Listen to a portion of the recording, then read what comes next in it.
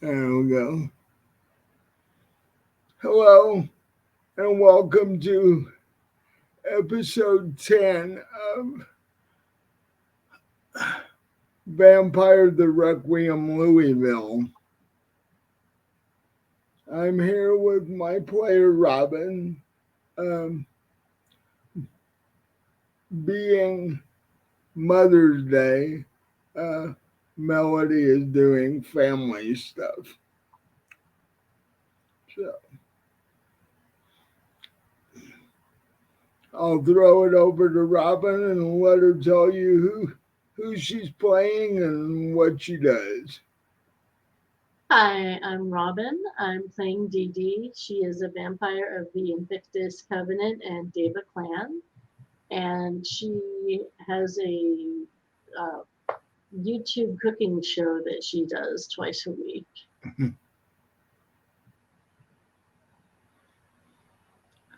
Do you think she's got enough viewers and she's been doing it long enough that she has one of the big silver buttons they send you if you have over 100,000 subscribers and stuff? I would, I don't know if she'd have that many subscribers. I mean, she got several thousand, but I don't think she has that many. She hasn't got up to silver button status No, quite yet. no, not quite yet.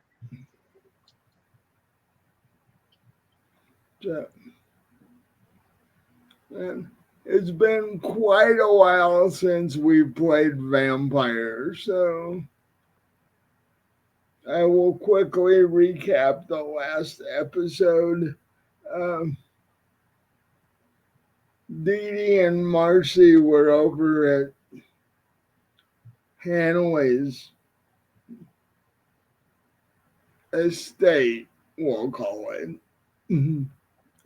And they were uh, they were talking about all the weird werewolf things going on and how to fix that. And they were told that the prince wanted them to do some digging, as it were. And, you know, Sarah, the little 10-year-old girl werewolf, is always happy when Dee Dee is over. And the, near the end of the episode, they had a rather strange thing happen with Marcy's uncle and three rather strange uh, looking humans they'd never seen before. And I don't remember. um, near the end of the episode, three humans ran across Hanley's yard chasing Oh yeah, yeah, yeah, yeah, yeah. Marcy's uncle, and Yeah, I remember that. Sarah and the dog sort of, Yeah, they kind yeah. of destroyed them. Yes. And the, in fact, as the episode was ending, the cops were coming. Um, we didn't get that far though, because you you guys got Marcy's uncle inside, and there were eh, scattered human bones and a lot of blood in the yard, and yeah. So,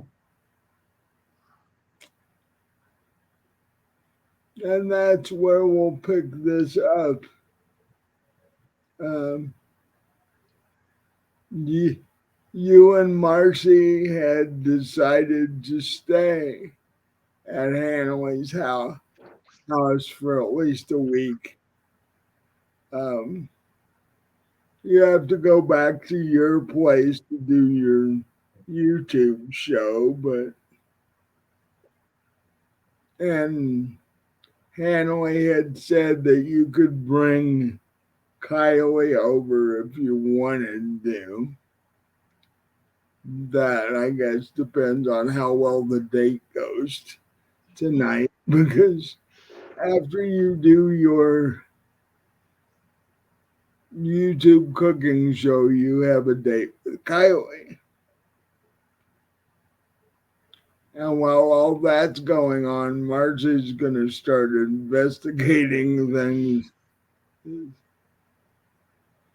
This whole incident with her uncle has her rattled pretty severely because yeah, she just lost a family member and then out of the blue, humans suddenly start chasing her uncle. It's like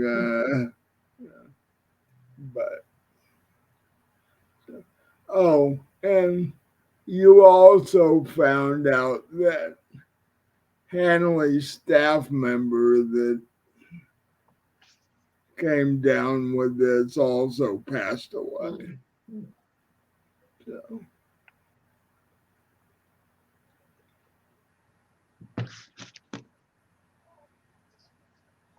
so what is Dee Dee gonna do first? Well, is it like what time of day at night is it? I just wake up or? Um, actually, it's still the same night. Um, you guys are hearing sirens getting closer and closer to the house. And there and like I said, there is a lot of blood and human body parts in the yard and that's not gonna look real good when the cops get there and Well, no, but I got I'm planning on of course they're going to ask what happened and everything, right? So I'm planning on telling them that there were a bunch of trespassers in our yard here, and these dogs are well they're trained attack dogs. That's what they're for, to get the trespasser. So so that's gonna be your story, huh? yes. Yeah. Well, as you and um, Marcy had said she was going home because the whole leg was pretty heavy for her. So,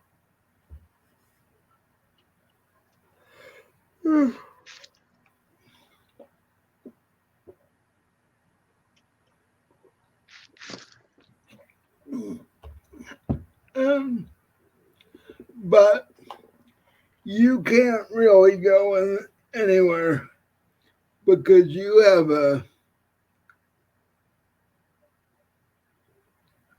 a werewolf puppy asleep in your lap currently.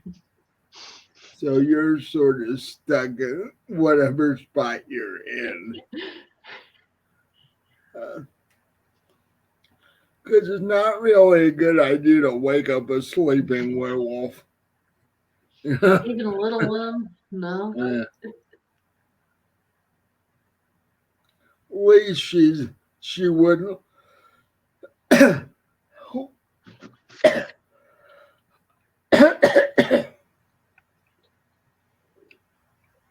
least she wouldn't wake up and immediately take your throat out or something. Because she is But she only think about it.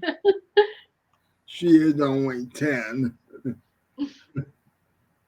was, you know, as I said last episode, you and you and Hanley are basically her pack she's decided on. Uh, besides the dogs, of course. 'Cause- So, um, And I assume she's the leader of this little pack. right. Well, uh, she's the leader of the dogs. I don't know that she would be considered Alpha. over the two of you, but and she probably wouldn't attempt it. So, um, the four of you are sitting around the living room with you having Sarah asleep in your lap. When there's a knock on the door and Hanley goes to answer it, and there are two police officers standing in the doorway.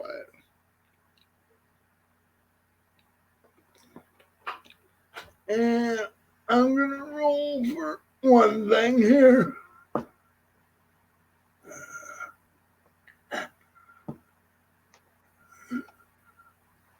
And the two policemen standing in the doorway are not two of the four vampire cops. These are just regular human police officers. And Well, if things go badly, there may be two more police officers on our side by the end of the night. well, they identify themselves to Hanley as police officers, and he invites them in. And their first question is, what the hell happened out in the yard? Because when they drove up, all they saw were assorted human body parts and a large quantity of blood.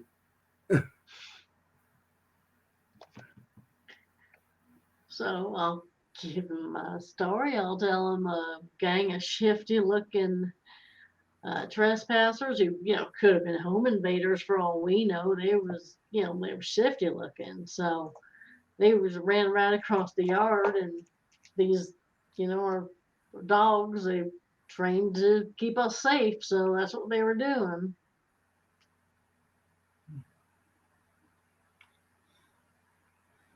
And the two cops look at each other and they're like, well, we got an anonymous phone call to come out and check out the place.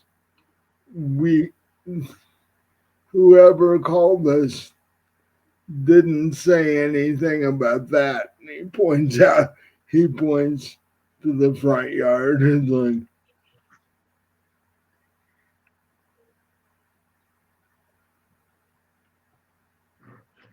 and the other cop is like, actually, the guy on the phone didn't tell us anything about what was going on. He just said we should come out here and check. Oh, And you said you called anonymously, didn't give you a name or anything. nope. That's a little strange, actually, but anyway, I told you what happened here. Well, the cop said after we got here, it turned out to be more strange than that.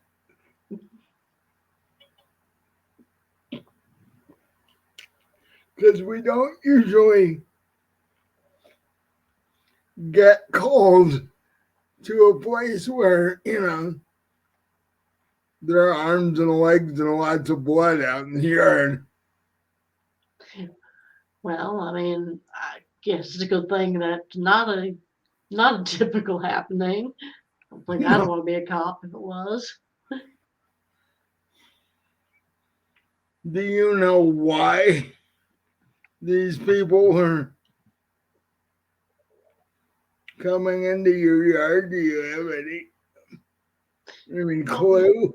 no, I have no idea. Like I said, maybe they're trying to find a place to break and enter and steal some stuff. I don't know. Never seen them. Don't know who they are. But they were pretty suspicious looking. Mm, well,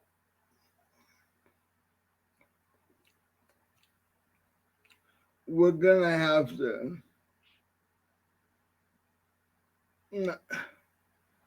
call an ambulance out here and collect all these body parts and see if we can identify anybody. Well, all right. Would you let me know if you do? Get me in the loop and all. Well, yeah, if we can actually identify, we can use DNA, hopefully. Um, yeah. Um,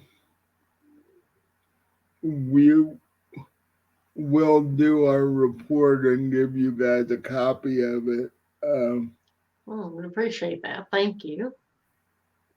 uh, I would say, though, don't leave town until we get done because we might need to talk to one or all of you again before that. All right. Wasn't planning on leaving town anyway. Mm, you never know in these cases.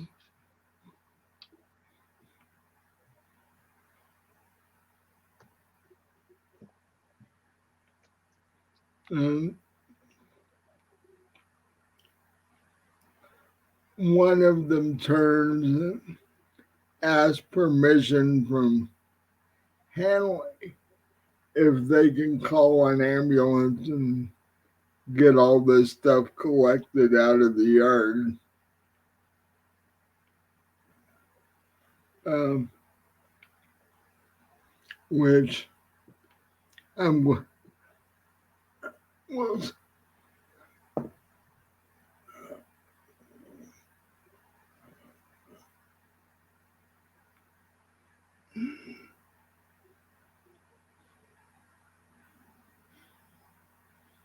Hanley's initially not real cooperative as far as wanting people wandering around his property collecting things.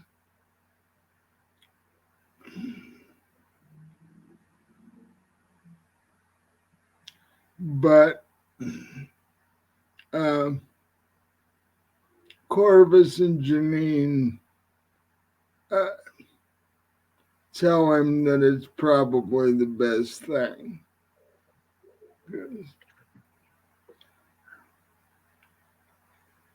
Because we might be able to use information that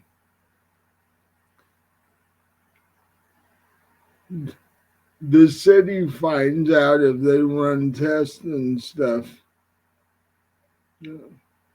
They might end up doing some of our work for us without knowing it. So with that, Hanley decides to let him do it, but he's you can tell he's seriously worried about it because when they do talk screen and stuff and find out about this weird thing in their system, they're gonna start snooping around more. Mm-hmm. And the last thing Hanley wants is human cops snooping around.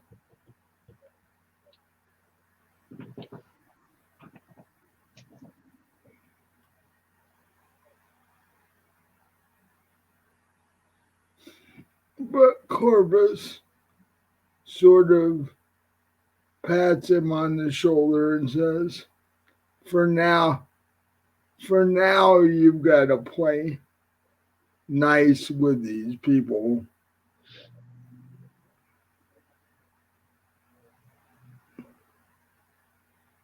till we can find out what's going on. And then if you want to add to the vampire contingent in the police department, once we're done, then that's another story. Hanley's like, okay, I'll wait for now.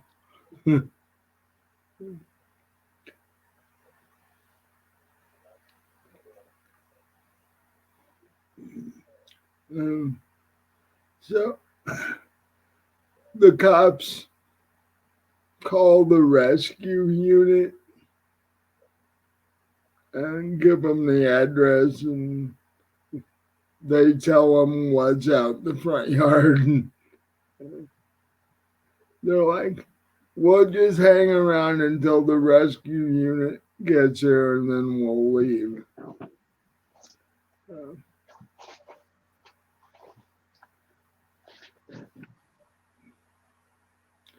how long ago did this incident happen?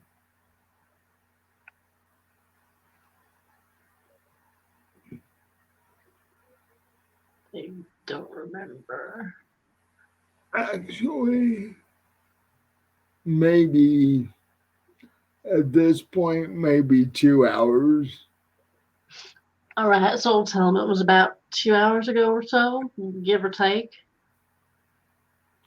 Because literally, as Sarah and the dogs were saving Marcy's uncle, you could start to hear sirens coming.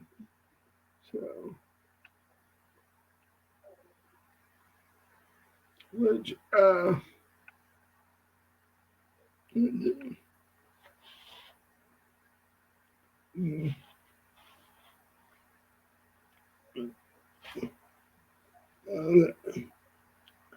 fact,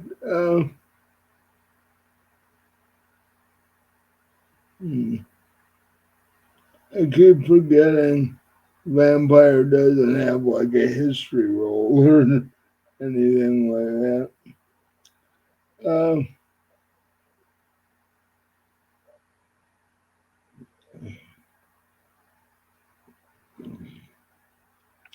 Actually, give me um,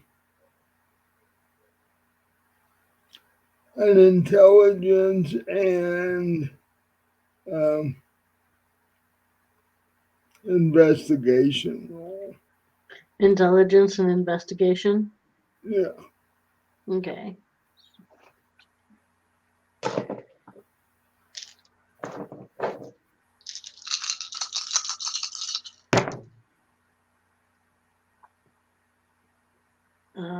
That is just a straight failure, and that is a percentile dice, not a d10. Okay, I'm putting that one back. But it was just a straight failure. No ones, but no Okay. successes. Um,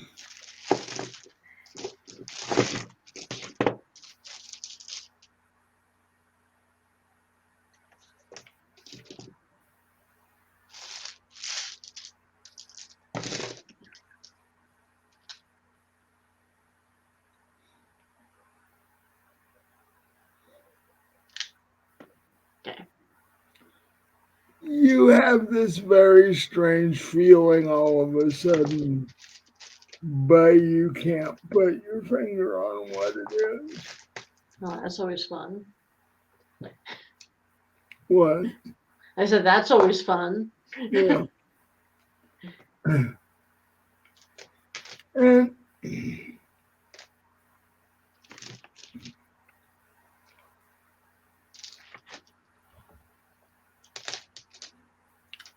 uh, you actually see Hanley pacing uh, around the room. He's visibly agitated by this whole having the cops around sort of thing.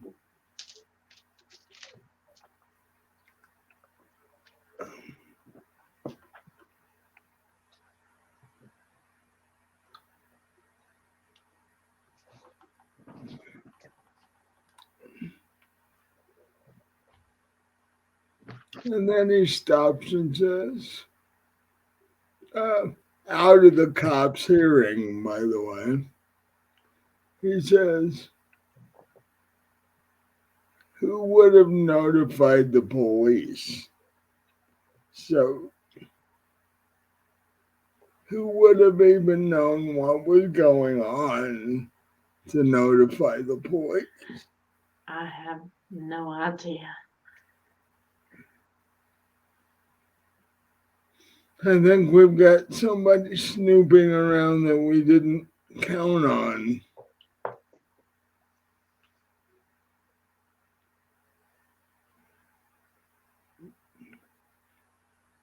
Because we're far enough out of town that, yeah, it would have made some noise with the dogs and such, but the dogs bark all the time. So it wouldn't be something where one of the neighbors would have heard the dogs and called the cops. If anything, they would have heard the dogs and called me. Yeah. So, yeah, I'm a little iffy about um, whether we are completely safe at the moment, if you know what I mean. Uh, yes, you completely. Yeah. Um,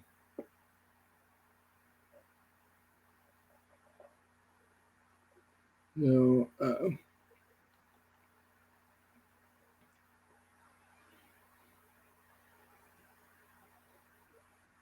hmm. Uh, he walks over, um, Hanley walks over to where you're sitting with Sarah and puts a hand on Sarah's head and uh, basically him putting his hand on her head was enough for her to wake up. And he has a job for Sarah when she's fully awake. He's like, I need you to go out in the yard and just sort of hang out with the dogs in puppy form and see if you can hear anything that the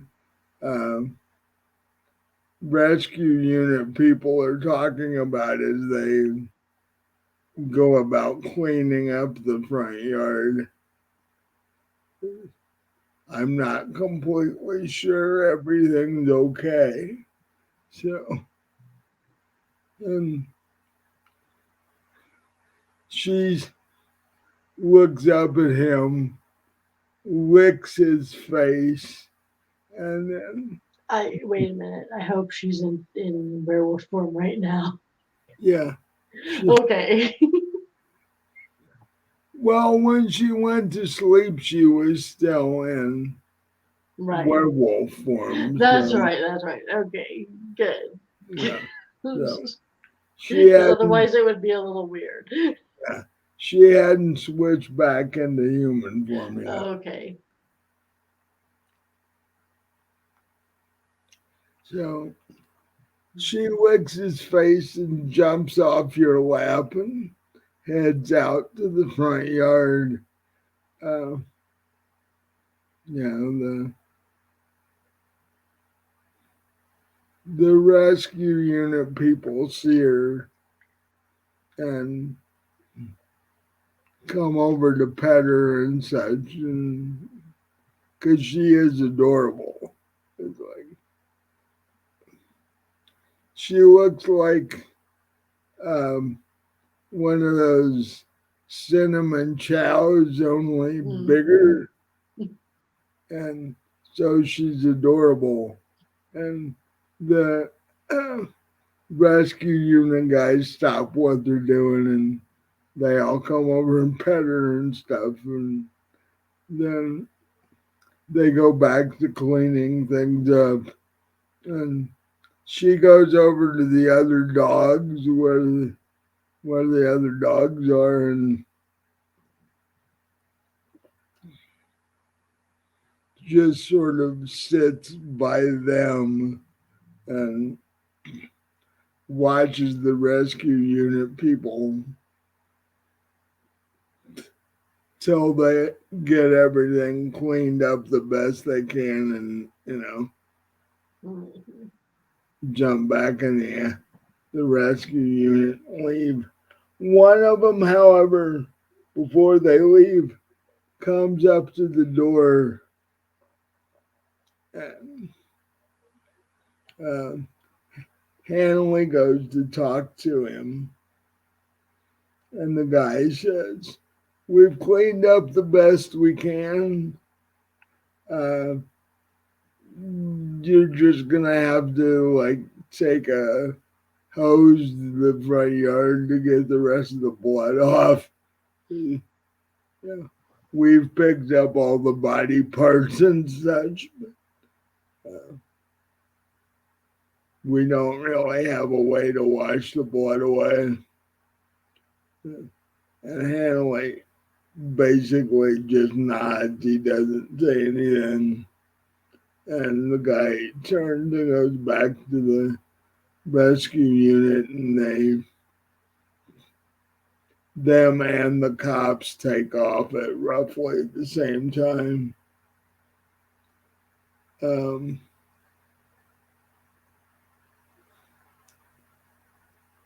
After they're gone, Sarah comes back in and jumps back on your lap. Like,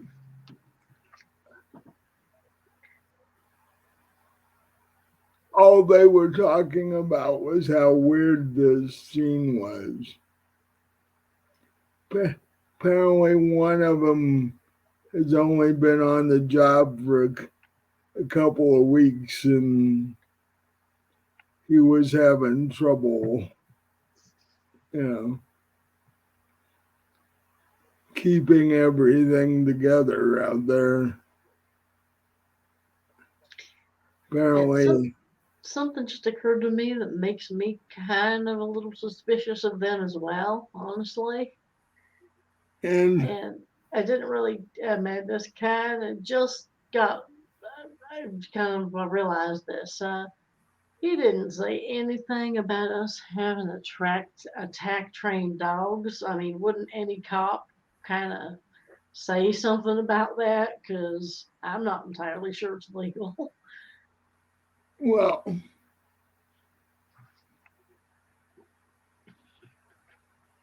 uh, and you're saying this to Hanley. Yes. Um, Hanley turns to look at you and goes, "Yeah, that is rather odd, and most of the time when dogs attack people, you usually get told that you need to put your dog down because it attacked humans and such. Right. And I kind of glance at Sarah and I'm like, we wouldn't do that. Well, But yeah, exactly. And like I said, he didn't say one word about my story or the dogs. yeah. And Sarah looks at you and goes, if he even thought about that. Yeah. I like Hanley, but if he even thought about that, there'd be an issue here. Um,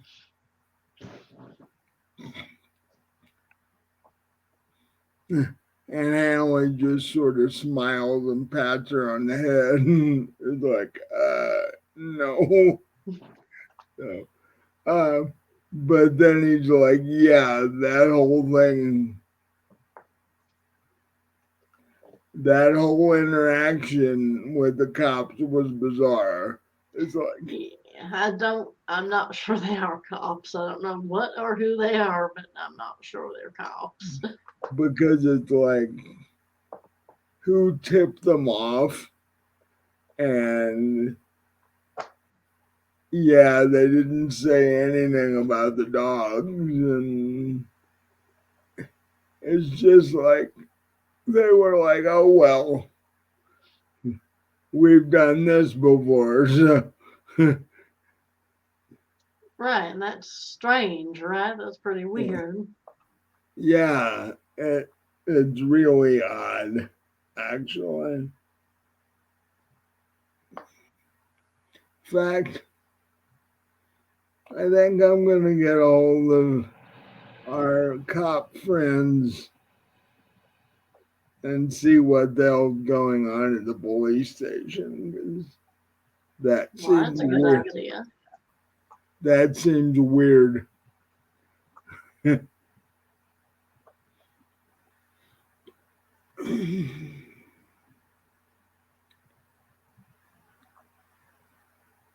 And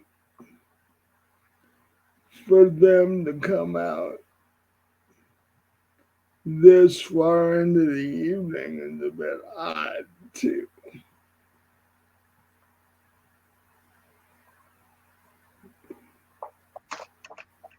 And he's like, in fact, I'll be right back. I'm going to call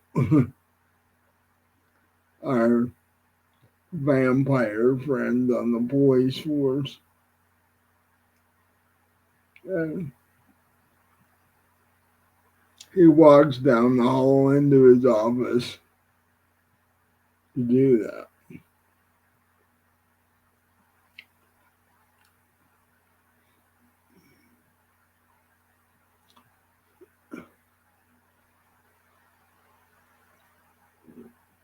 Uh, a few minutes into the phone call, you hear, well, that's a problem. Uh,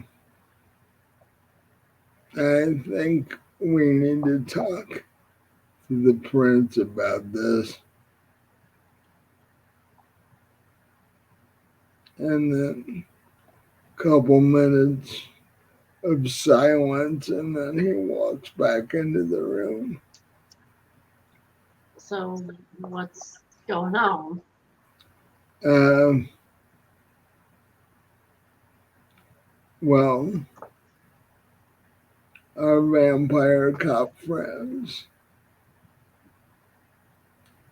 are of the opinion that they may have been discovered. By who? Someone on the force? Yeah, Oh, that's not good. What makes them think that? I mean, did they do something stupid or what? What's going on here? well, apparently They were in the break room on their lunch break uh, on their shift, and there was some regular human cops there, and the uh, the human cops and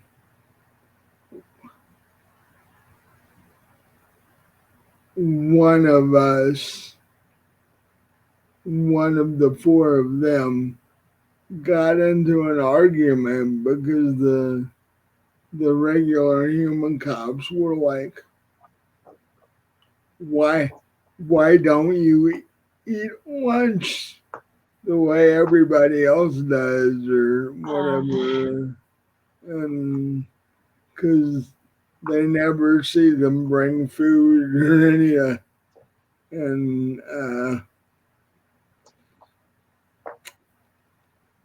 according to the story, one of them just sort of smiled at the cop they were having the squabble with and smiled a bit too much, if you know what I mean. uh, not, I can't really think of any way to get out of something like that. Well, they're thinking that that's why the cops that came here were acting a little weird because they're not really. The other cops in the police station aren't really sure about, you know, Anything. yeah, right now, basically about anything. Like the existence of werewolves is blowing their mind as it is, and then you know, then this little accidental incident, and now they're going, what is real and what's not, and So, are our friends in any sort of danger, do you think? what Are our friends at the, on the force in any danger, do you think? they're not quite sure because they don't know what the guy that was that part of the conversation. They don't know if he's told anybody or anything. I mean, he definitely noticed, he reacted and all.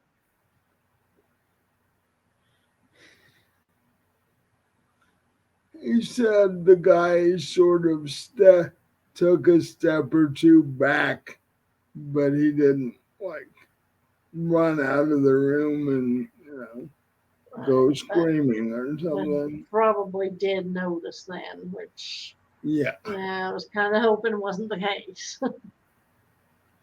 Well, and Hanley goes, well, if the guy hasn't told anybody else, there's only one thing we can do about this. Well, Yeah, I mean, I guess so.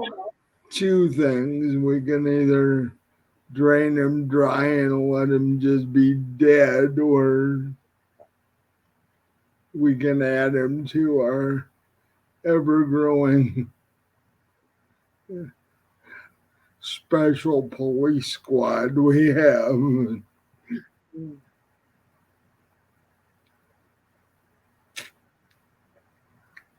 Uh, but if he has told anybody, we've got a serious problem. Well, so the first thing we need to do is have a talk with him and ascertain whether he's told anybody or not, I guess. Yeah. Uh, And I mean, he didn't. He's never seen either of us, has he? mm, um, I don't think so because this wasn't one of the guys that came out here. So, Um, fact, this happened before they came out here. Um, and Corvus jumps in for a second and goes, I hate to interrupt, but this is something that the prince should know about. Well, absolutely, yes, I agree. Um, so Janine and I are going to hop in the car and go have a little chat with the prince. Uh, don't do anything until you hear from us as far as the other cop goes. All right. Because if we're going to turn another cop, contrary to what Hanley did, uh, the prince should probably sign off on that before we Oh, do that. I wasn't thinking turning him. I was just thinking, interrogating him, asking him some questions. That's all. Yeah, but depending on how cooperative he is or not, Well, uh, yeah, that's true. yeah. So, But it's not the plan. It just might resort to that. right. But in case we need to do something we don't really want to do, we should have clearance from the prince before Right. that. Understood. So, with that, Corvus and Janine get up and say say good night and head out to the car. Uh, and Janine calls back in once they get out to the car. There's more blood out here than I thought there was. It's a serious mess out here, guys. Hanley's like, yeah, I'm gonna have to find somebody that'll clean up the yard.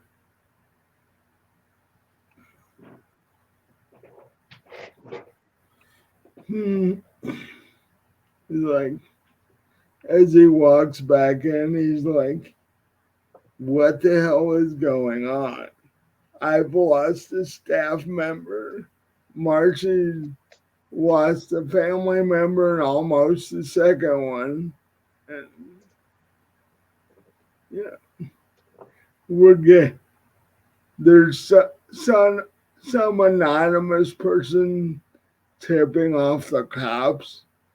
It's like, Yeah, that's worrisome right there. there's just weird shit going on. I thought being a vampire was weird enough.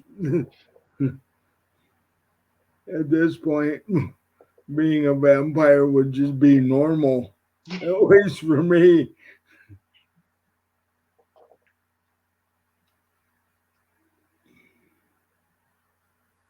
So,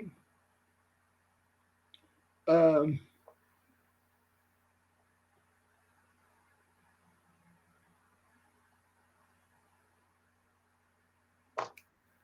about this time, your text notification on your phone goes off.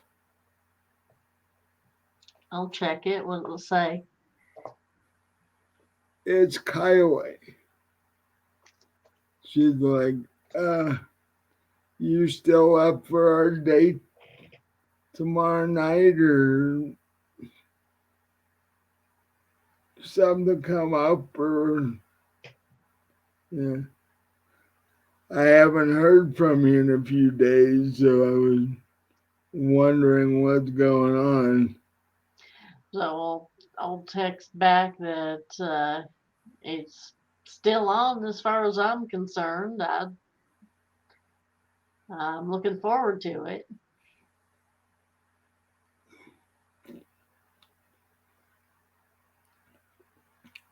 And then you get a text back saying, uh, I know you've got a show to do. What time do you want to get together tomorrow? Well, I'll do my show around 9 or no midnight. So uh, yeah. Well, I should be able to come over or meet up, whatever you want to do, around 1:32 in the morning. Uh,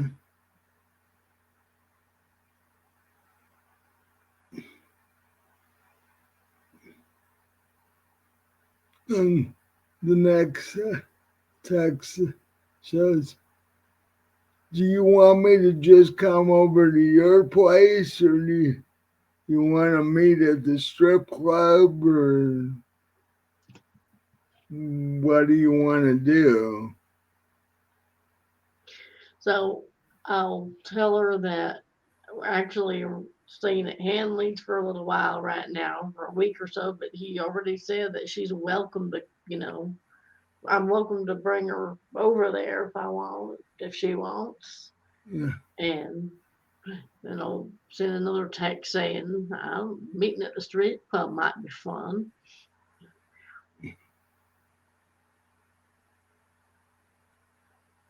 She's like, sounds good to me. We'll go from there. All right.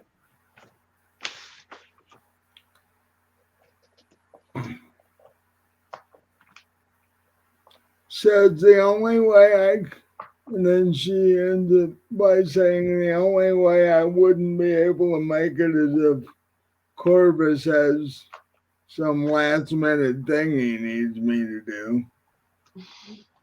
Okay, well, just let me know. If he's, she says if he tries to pull that, I'm just gonna tell him to go jump. I, I've done enough typing for one day.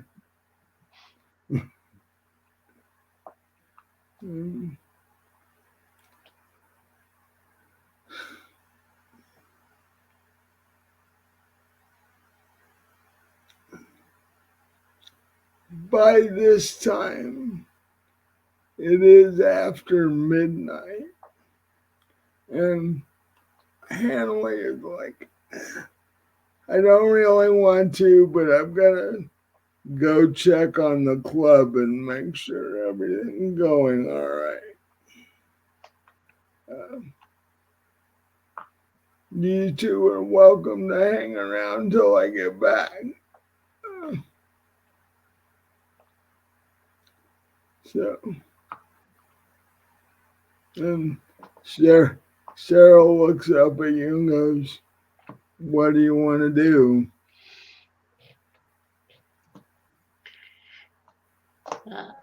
I'm assuming you want me to stay, huh? Well, yeah, I would like that.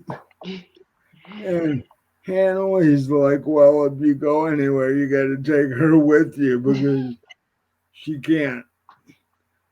Yeah, my staff could watch her, but she would probably prefer if you did. Yeah, I'm sure. So, in that case, what do you want to do, Sarah?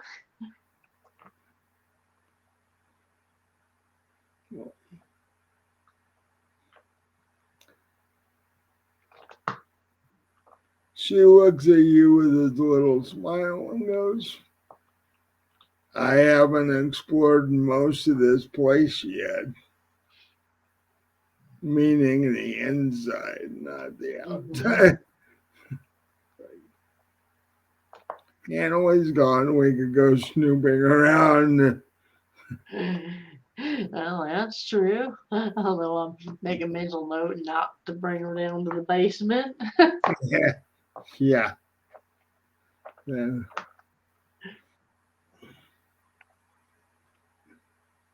And she goes, I don't know about you, but I'm getting kind of hungry, so I'm thinking thinking of raiding the kitchen myself. Oh, I could eat, Yeah. Oh, so to speak. Hanley's like heard what Sarah said and is like, yeah, not so much with the snooping part, We uh, heard everything she said. but he also heard her say she was hungry. He's like, there's plenty of food in the fridge and in the kitchen, and there's at least one full bottle of blood in there that I know of. So, Dee Dee, if you need something, it's there. It might not be the blood type you prefer, but there's something in there at Oh, least. well, thank you. I will probably have some of that. Oh, and as he walks out the door, he's like, if possible, keep her out of trouble. I will do my best. That's about all I can promise. And she turned around and smiled at him with his little angelic face. And it's like, me getting into trouble? You gotta be kidding.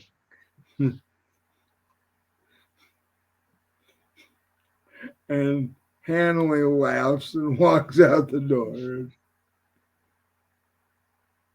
And what he's thinking is it's safer for me at the strip club at the moment Right. where I don't know what's going on. So he heads off and it leaves you and Sarah there by yourself except for the staff,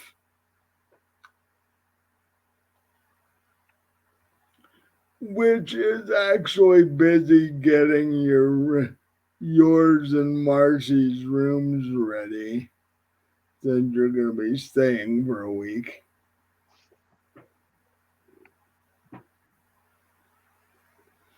So first thing Sarah does is run into the kitchen and start raiding the refrigerator. I'll follow her into the kitchen and see what kind of blood we've got there.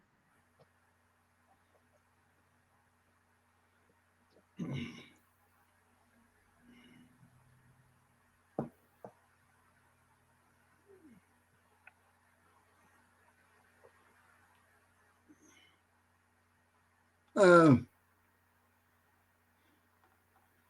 it's a bottle of B positive, actually.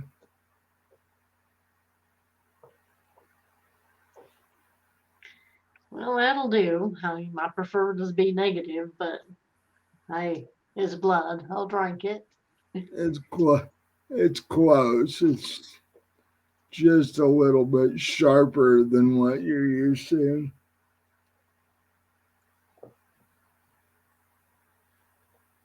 And Sarah's like bent over with her head stuck in the fridge.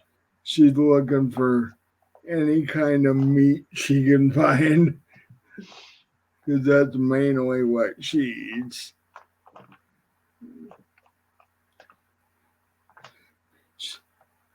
She pulls her head out and looks up at you and goes, I don't see how humans can eat vegetables. They're He's like, there's no benefit to them. And they taste weird. So, yeah. but she is able to find a chunk of what you're not sure, but it's a plate-sized chunk of animal of some sort. And so she grabs that and takes it over to the table and is like busy devouring that.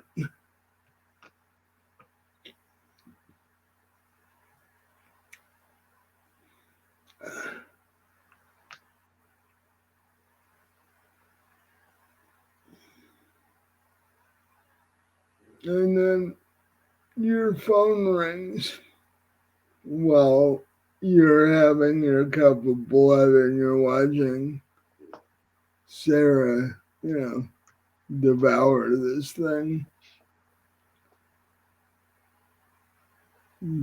So, do you answer your phone? Yeah, I'll answer it. It's Marcy on the caller ID. So I'll answer it. Hey, what's going on? Um, I think I know who alerted the cops. Really? Yeah, Who? And how'd you find out?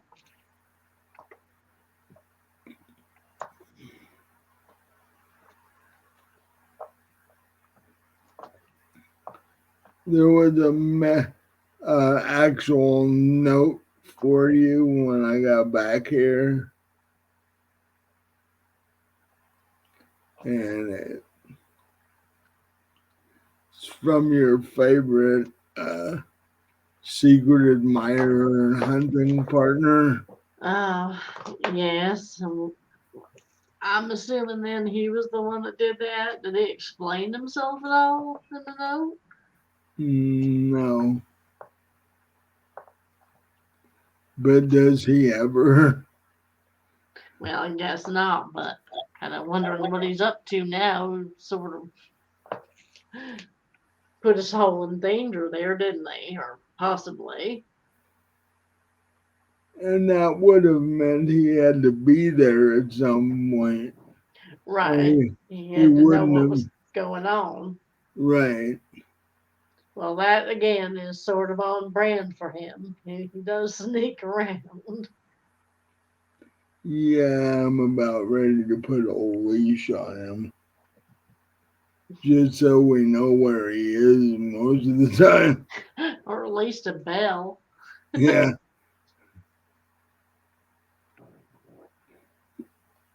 But that makes me wonder what his whole agenda is. Well, I don't think that's something we're ever going to find out from him.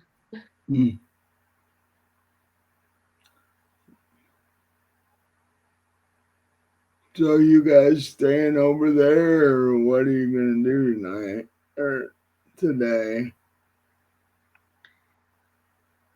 Yeah, I guess I'll stay over here. I'm sort of watching Sarah. Oh, where did Hanley go off to?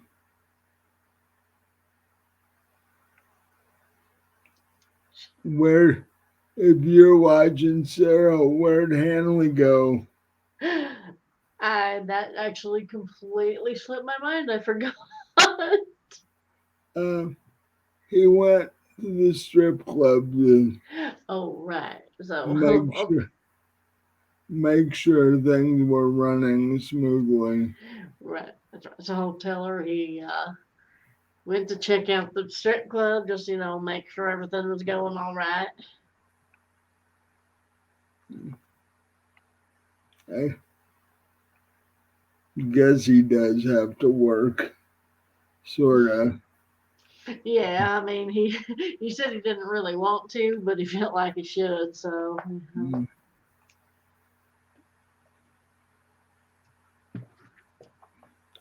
Yeah. And I'm working on setting up the tech for your show. Oh, great. Do you know what you're gonna make tomorrow? Yes, I do. Do you have to run to the market? Yes, I actually do need to run to the market. Um, how are you gonna do that with a werewolf puppy in tow, as it were? Well, she's gonna have to come to the market with me. And kind of glance at Sarah, and I'm like, I mean, if you want to come in your human form, you can do that. Otherwise, I guess I can just slap a collar around your neck and walk you in like a service dog whenever you want. She she sort of looks up at you, and if a werewolf puppy could laugh, that's what she'd be doing. It'd be like, but just after she takes the last bite of whatever it was she was eating, um, she changes into her human form and says, I think I'll go to the market with you in human form. All right. Well, you might want to go get some clothes on then. Yeah. And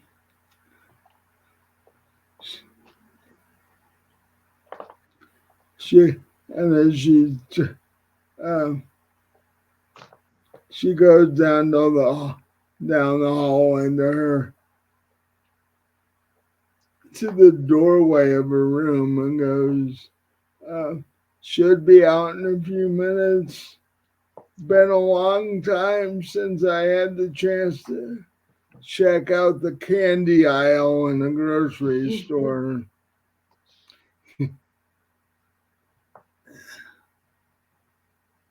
Apparently, human candy isn't the greatest for werewolves. They We're more, probably want to stay away from chocolate. yeah, we're more into the protein. Well, I was just thinking, chocolate's toxic to dogs, so Right, y'all might yeah. want to not do that, just in case. I don't really know, a werewolf's physiology compared to a dog's, but Right. She's like, oh, I was always more fond of Sour Patch gummies than I was chocolate. Uh, so she disappears into her room and comes back out, and she looks like a 10-year-old girl. She's got a pair of jeans and tennis shoes and a t-shirt. She says, is this suitable to go to the market? yeah, it looks good.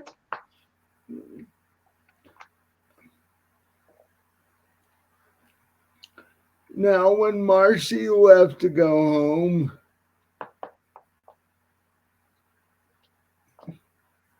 she took her car.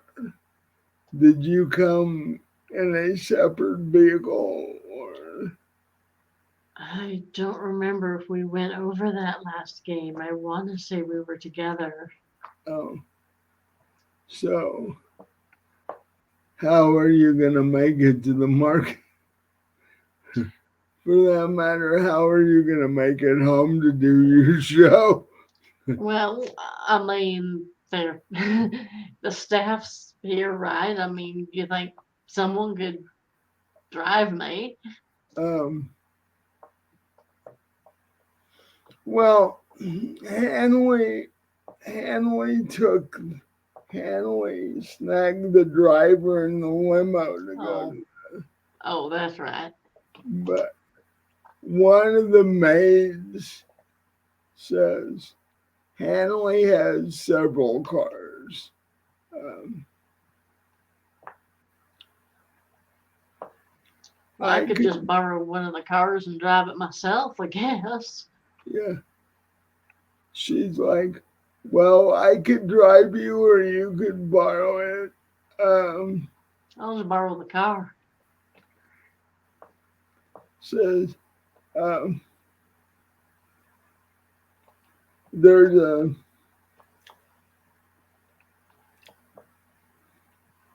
dark red uh, M300 sedan in the garage. Since All right. Hannah, since Hanley takes the driver in the limo most of the time, that car hardly ever gets driven anymore. Yeah. Well, I will take it out for a spin then. You have the keys? Um, I think they're hanging in the garage. Oh, all right.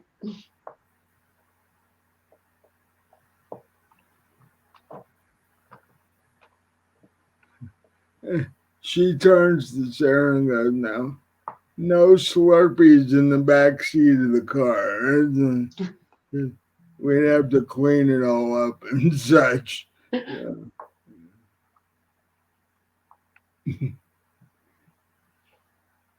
And so you and Sarah go out to the garage, and there is a shelf with several labeled sets of keys on it.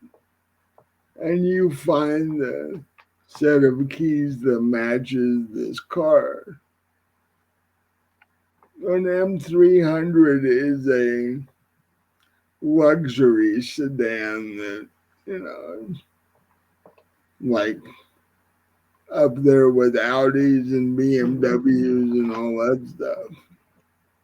And it's as close to a blood red color as Chrysler gets. um, which is probably why he bought it to begin with. But you guys, the two of you climb in. She climbs in the passenger seat and like, all right. She automatically puts her seatbelt on. Okay, ready to go over here. All right. So they go off and head for the market. So, um,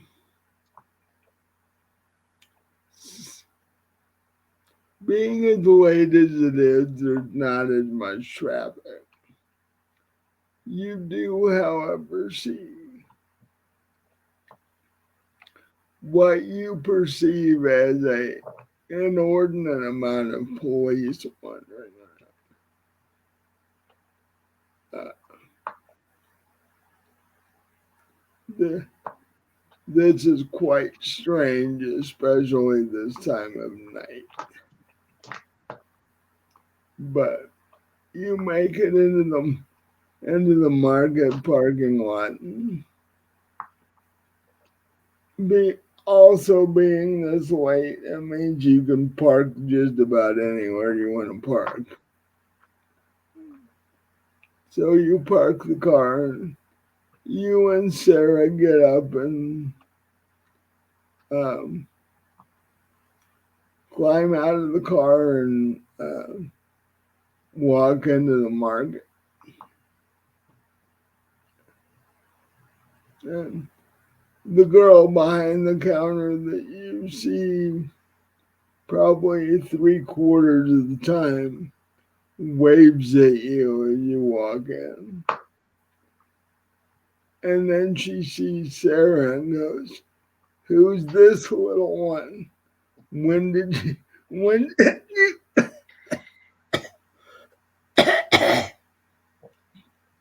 when did you get one of these?" Oh, she's the adopted daughter of a friend. I'm watching her for the day. Uh,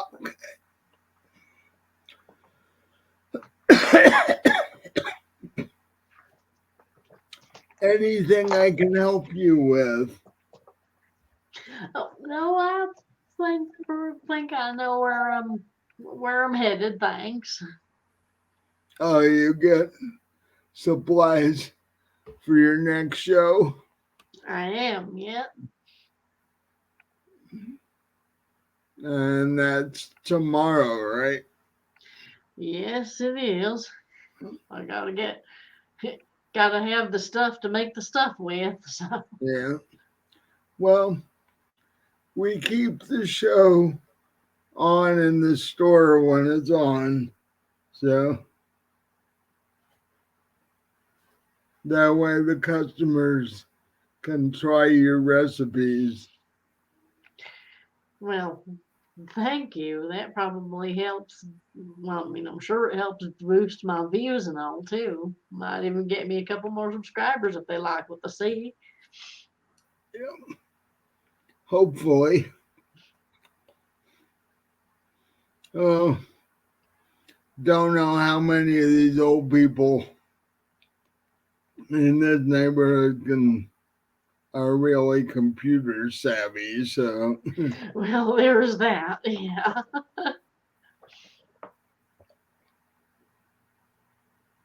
so she's like, so what are you making for your show tomorrow night? Well, actually, tomorrow night I'm gonna go. Kind of outdoors not barbecue, but cookout style. I'm gonna make hot dogs, but I put my little twist on that and coleslaw, my dad's recipe, and of course for dessert we're gonna have some more brownies.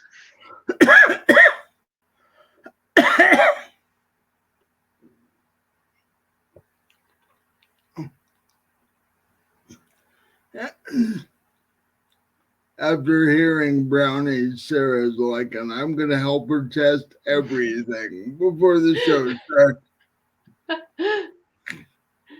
And I tell her, you are actually, we talked about you doing that sometime, so why not tomorrow? She's like, maybe except for the coleslaw. It's like, that's vegetables. I don't know about that. Oh, you have to take a little taste at least. But it has enough mayonnaise. You can't tell anyway. Right. Just this large amount of mayonnaise on the plate.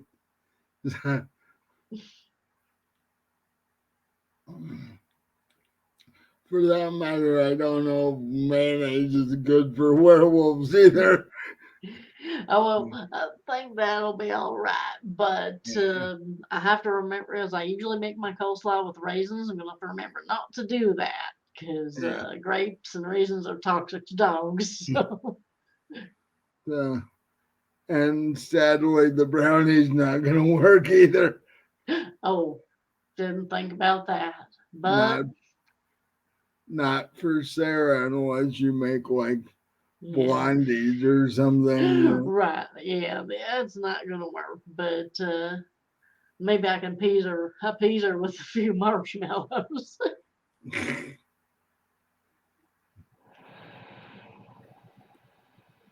And just see this little werewolf puppy with a stick over an open fire with a marshmallows.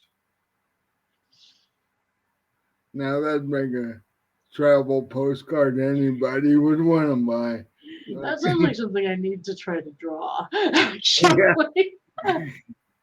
Hey, maybe you can use your, AI program that you were making characters out of and see if you Right. can make one of Sarah. That'd be cute.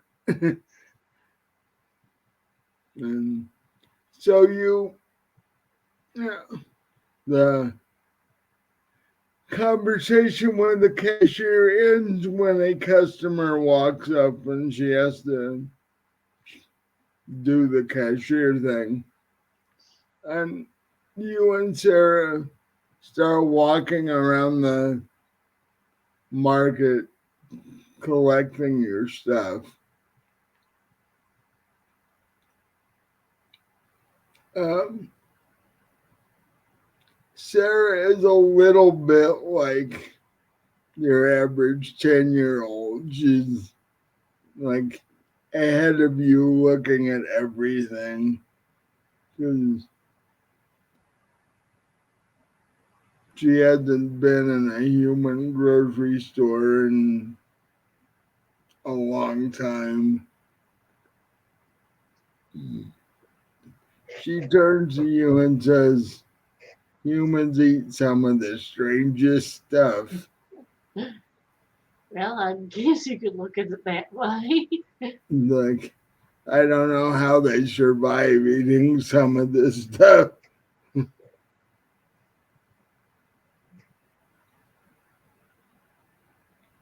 Um,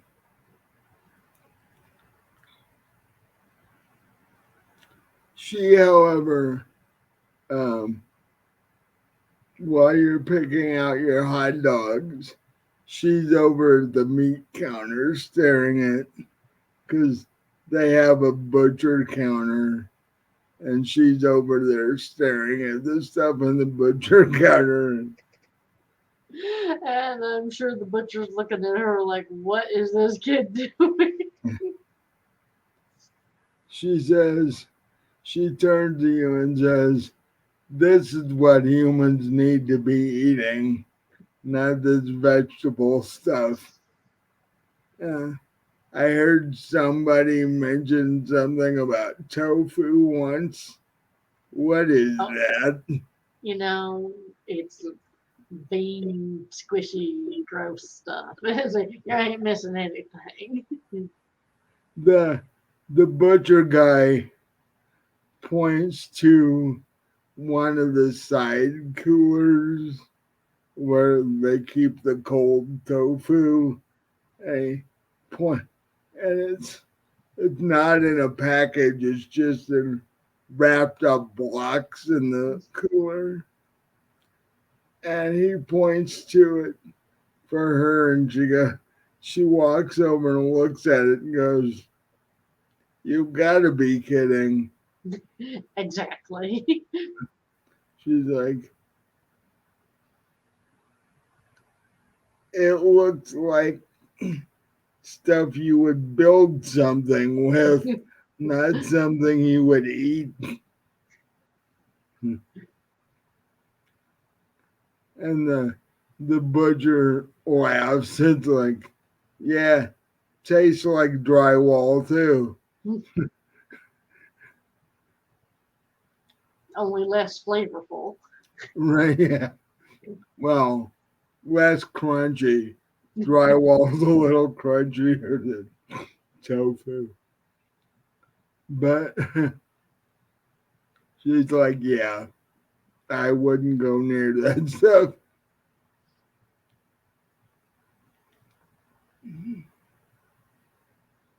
If it doesn't make an animal noise, I'm not eating.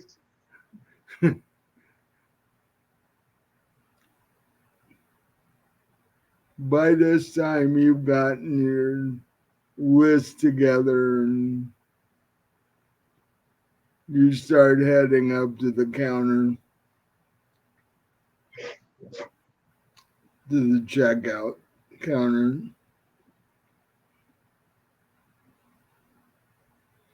And the cashier's like, oh, yeah, I guess you don't need a whole lot for coleslaw and hot dogs and brownies and stuff. So she rings everything up. Um, you give her the money. She wa- she walks over to Sarah and sort of says hi and pats her on the head. And Sarah smiles a little bit. She's like, it's human. I guess I have to put up with it. Uh, Well, I imagine she'd have to put up with it either way. Well, yeah. Well, if she was in werewolf form, human she doesn't know comes and pats her on the head. It's like, might not end well. But she's like, I'm in human form and I'm with Dee Dee, so I guess, you know, so I guess I can't eat the cashier lady. Get as much as I want to. Yeah, like what goes through her head is like, if I eat the cashier lady, we're in more trouble than we already are. So she, uh, she smiled at the cashier lady, and the two of you walk out to the parking lot where the car is, and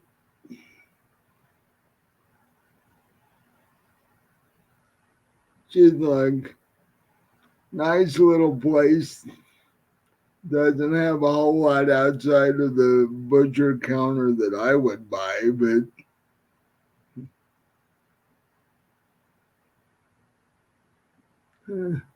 we'll have to see how your show goes tomorrow. You'll have to show me what this stuff is because I'm not real conversant on computer stuff.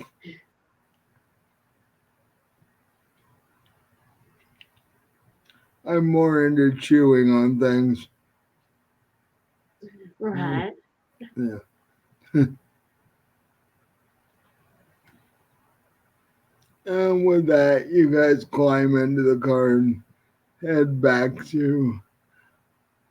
Um, you're going back to Hanaway's place, or you gonna go home and check with Marcy first, or Well, might want to do that because, I'd like to grab a few things to take over to Hanley's, clothes and such. So, well, yeah, that's true.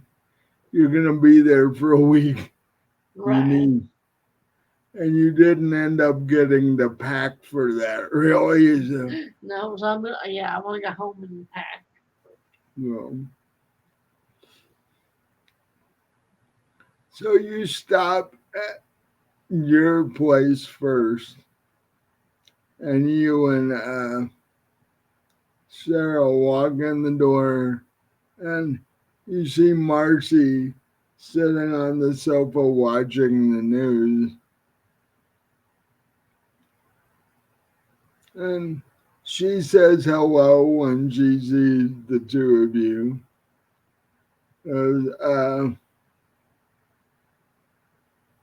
little incident in Hanley's earlier, Yeah. she points to the TV. And there's a reporter basically saying that they got anonymous pictures sent to the TV station from the scene of the incident, and they start showing the pictures, and it shows Sarah and the dogs basically ripping apart these three humans. Uh, uh, Sarah's like, "Hold, how did anybody see that?" Yeah. Well, what I want to know is why he did this.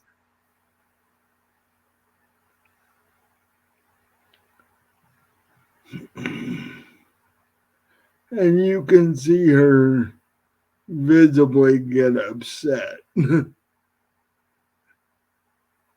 She turns to you and goes, if we find the guy that took the pictures and tipped the cops off, do you want me to eat him? Well, I mean, we've been trying to get some information out of him because he's obviously doing some shady shit. But yes, I actually would like, very much like you to eat him. Take care of that problem right there. Well, okay. When we find him, I'll let you guys try to get as much info out of him as you can, and then I'll eat him. Sounds like a deal. Because I don't need anybody knowing where I am either. No. Although I am wondering about my parents and why they haven't reappeared at some point. That is a good question. I hope nothing happened to him. If the humans have killed my parents, they're going to have a real problem. I imagine so, yes. Um,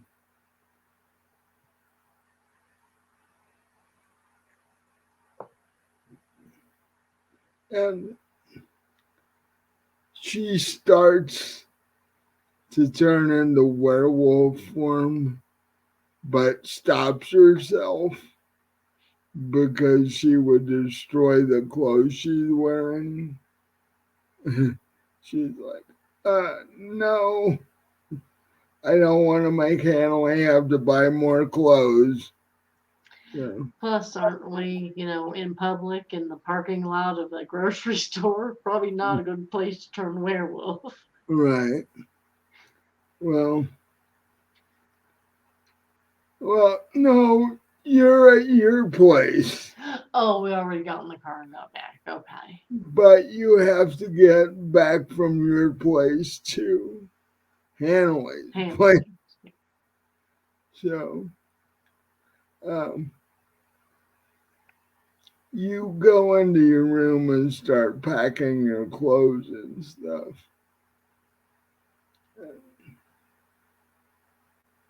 Marcy walks in with Sarah trailing behind her and goes, I'll come over to Hanley's tomorrow night after your date and tell you if I was able to find anything uh, once I start snooping into stuff.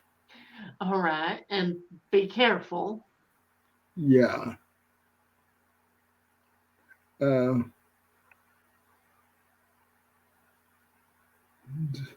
so did Hanley tell you when he was coming back? Didn't mention that.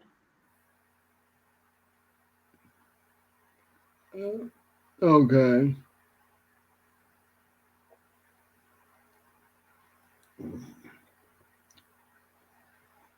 And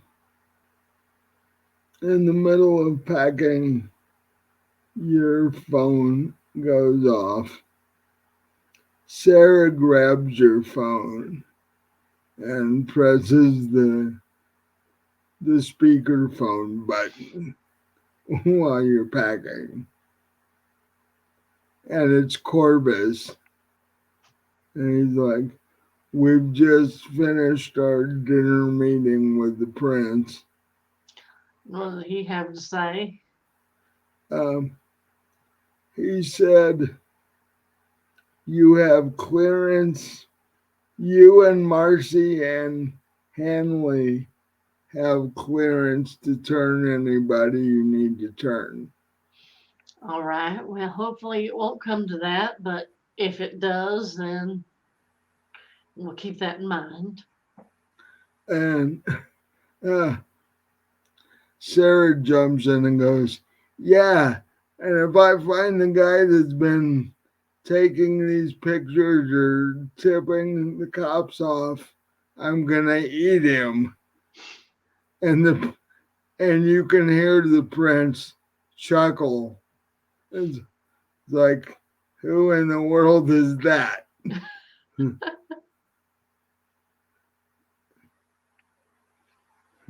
What have you gotten a hold of over there? Oh, we Hanley sort of adopted a werewolf pup. And you say that, and you can hear suddenly the phone is quiet. It's like, oh, what? Well, we saved her life. She was being beat to death by humans, so what could we do, right? What could I do? I mean, took him to took her to Hanley's because couldn't figure out what else to do with her. But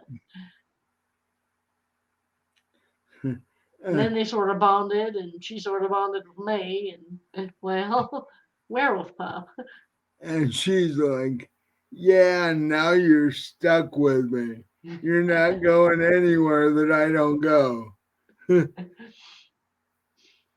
And this time the prince actually laughs for real. He's like, she sounds cute, but it sounds like you got a job on your hands there. Yes, I guess you could say that.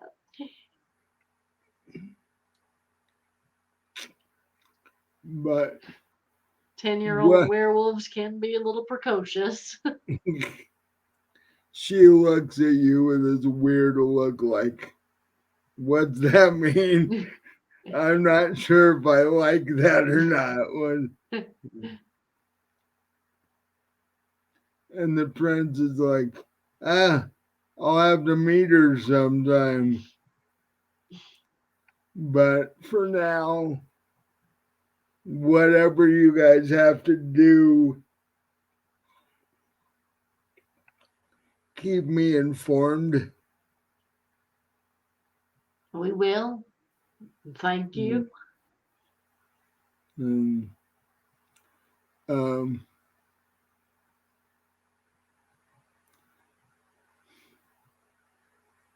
and you hear Corvus get back on the phone at that point and go, so we're clear for anything we need to do.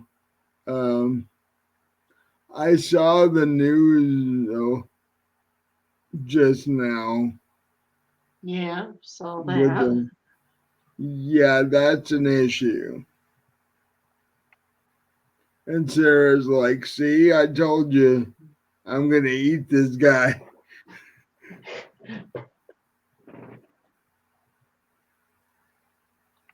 And Corbus sort of chuckles and goes, maybe it's not a bad thing to have a werewolf in the group.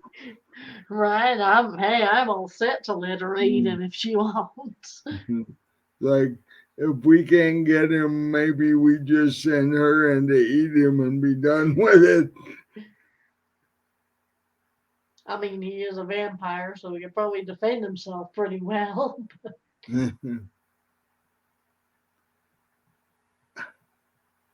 I don't. Corbus says, I don't think I want to know what would happen if this thing bit Sarah while they were fighting. Or the other way around, I guess. Yeah, you might end up with a strange hybrid creature after that. Maybe that's not a good thing after all. So,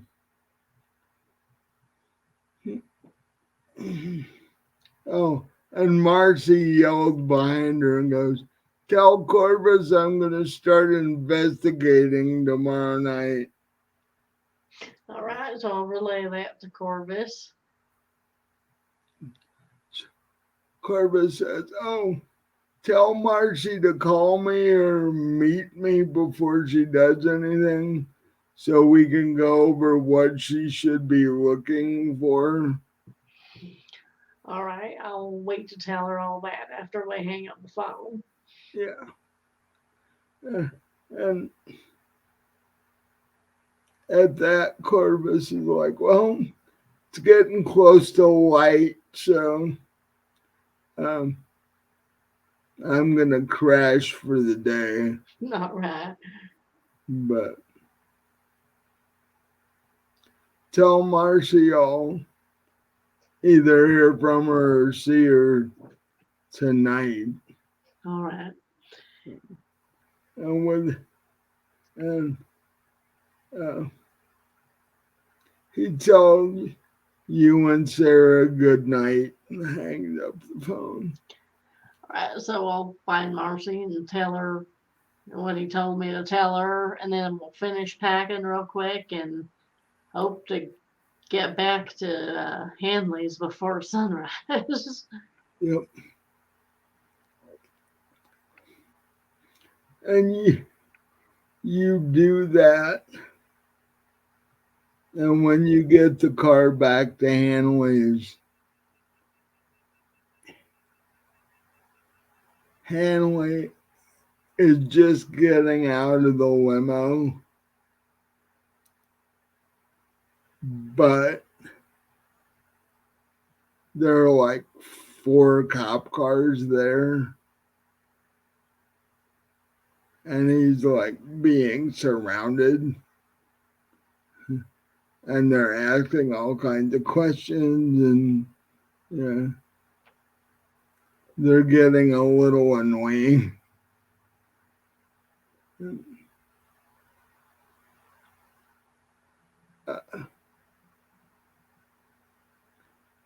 He finally goes, let me get inside and then you guys can come in and we don't end up doing this in the driveway.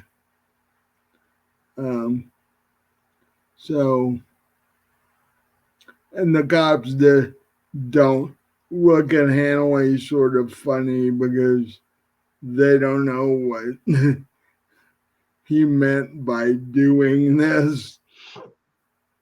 They're just planning to apparently arrest his ass, and they don't know what they're really dealing with here. Right.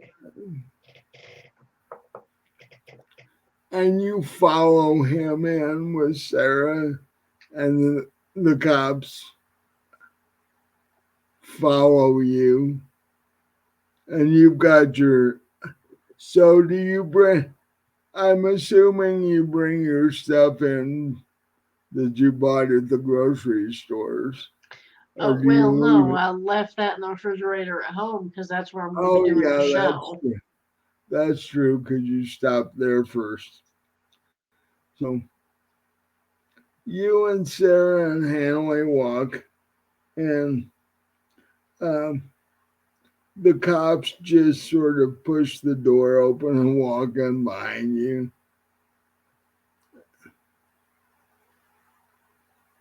And they're like, we don't know what in the world going on, but we figure we've got to do something because the town is getting pretty uptight about this. And our commanding officer told us to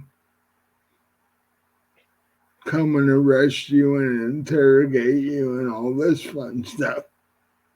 So that's what we're here for.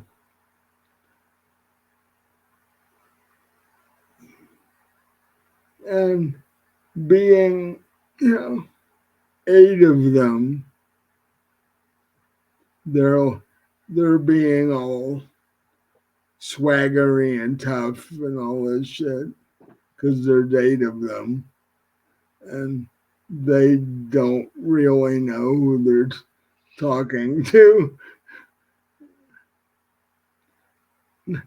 While this is going on, Hanley's like, well, turns to you real quick and goes, "You haven't heard from Corvus yet, have you? Yes, actually, I just talked to him.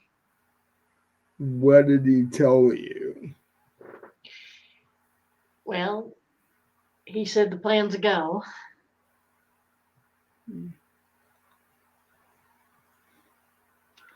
Well, then, looking over at you, he's like, "What do you think we ought to do in this situation?" Well, honestly, I think we better show these cops something that's going to get them on our side.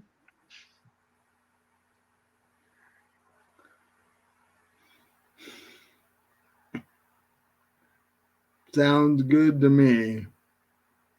You want to turn all of them, some of them, one or two of them? Well, there's 8 of them. I'd say half. And Oh, the other four, are we just gonna um, actually, I'm gonna turn an extra one to replace the staff member that died. oh, there you go. And the other 3 we can take care of in another way.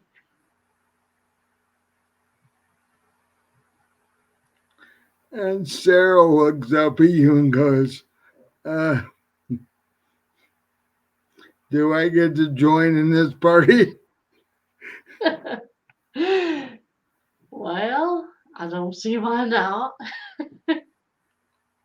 What's a body gonna do when there's no blood left in it?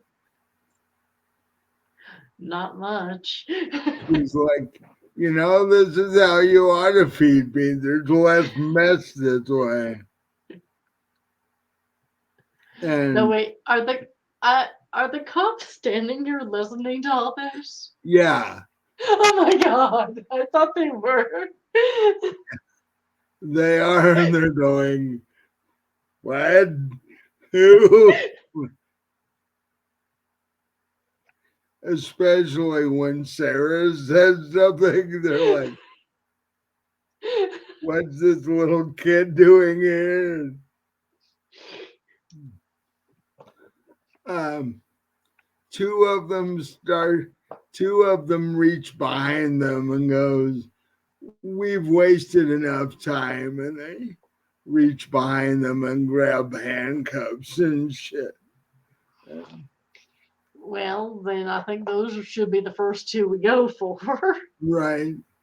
Those are the first two that Hanley goes, and he does the same thing he did at the strip club.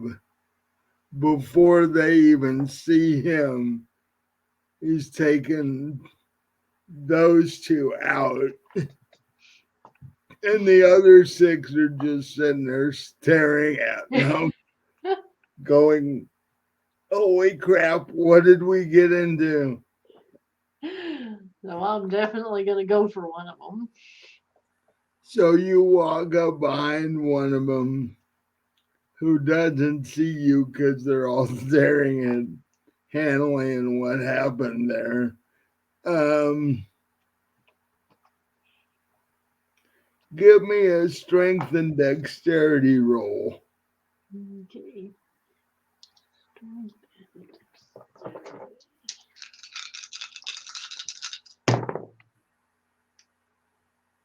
Okay, I got 2 successes and a 1, so 1 success total. So, since the guy you walked up on didn't see you coming, you were able to drain him fairly quickly. Um, that leaves 3 of them out on the floor. Hey, well, I'll go for another one. So give me the same roll, because the other 3 are starting to panic. That was one success, but I got a 1, so nothing. So you start to move in on one of the other three. And like I said, after seeing this, they're starting to panic. Hmm. Uh, they start moving slowly backward and they pull their weapons out and they're like, I don't know what's going on here, but I'm gonna blow at least one of them away. Well, a rabbit will glance at Hanley and see if he's got anything up his sleeve at this point. Well, he he looks at you and smiles, and then looks at Sarah and goes, "Have fun." And Sarah just leaps at one of the officers with a gun and attaches herself to his neck. And, and you see him drop. And the other two are so stunned. They're like, what in the world are we dealing with here? And you see them both head for the door. Well, I'm gonna stop them before they get there and go for one of them. Yeah. So give me the strength and dex roll again.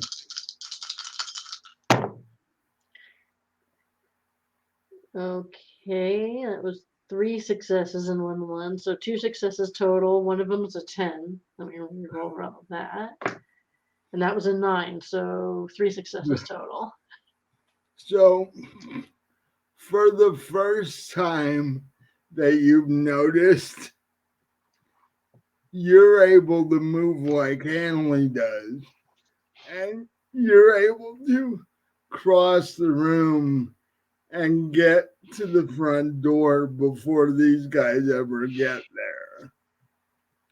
And with 3 successes, one was for getting there, and the other two means you you take out both of them before they are able to even get to the door. So there's now 7 cops laying on the floor, and one is staggering around the room with he's dropped the gun and Sarah is still attached to his throat and he's trying to get away. And she she still got her paws on his shoulder, but uh she like tilts her head back and then turns and looks at you. And she's got blood all over her face and such. And she, uh, she howls at you, but mentally, you hear Sarah's voice. And she's, everybody else in the room hears her howling. You hear her go, what do you want me to do with this thing? Well, we decided that 3 of them were just gonna out and out die. So, and 4 of them were. So you are welcome to eat him if you want. Do anything what you want with this one. Okay. Just wanted to check before he was dead. So 3 more of them were gonna, Mm. just let it bleed out, and then 4 of them, I guess. Well, look at Hanley. I'm like, I guess we're going to turn them. Well, Yeah, four of them you're gonna turn because three of them are gonna be additions to the force, and one's gonna be replace his staff member. Right. So, Oh no, we decided we were gonna turn one extra. That's right. So right, 5 of them we're gonna turn, right, and then 2 more are gonna die, and that one's a dog toy. right. So you are now sire to two more new vampires. 'Cause- Well, three more, because you took out three out of the seven. Right. In fact, you took out three, Hanley took out three, and Sarah took out that one. And you see that one, you hear this loud crack, and you see that one's head roll across the floor. And Sarah's just still attached to his shoulder, just sort of sitting there. And then she has to jump down because the body just yeah hits the floor after a second or two, and Hanley's looks up and goes, "My housekeeper is not going to be pleased with the way the living room looks." Yeah, probably not. Yeah. I'll have to give her a bonus this week.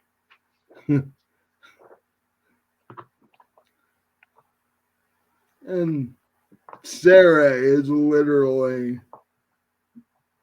tearing into this body. Like it's, it's late night snack time. She looks up and goes, there's an upside to this as far as I'm concerned.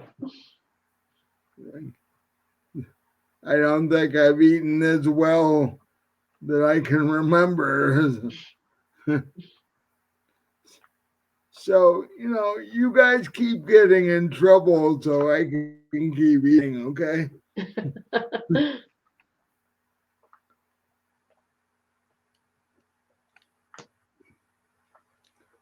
And when she's finally done, there's just bits and pieces like there was in the yard.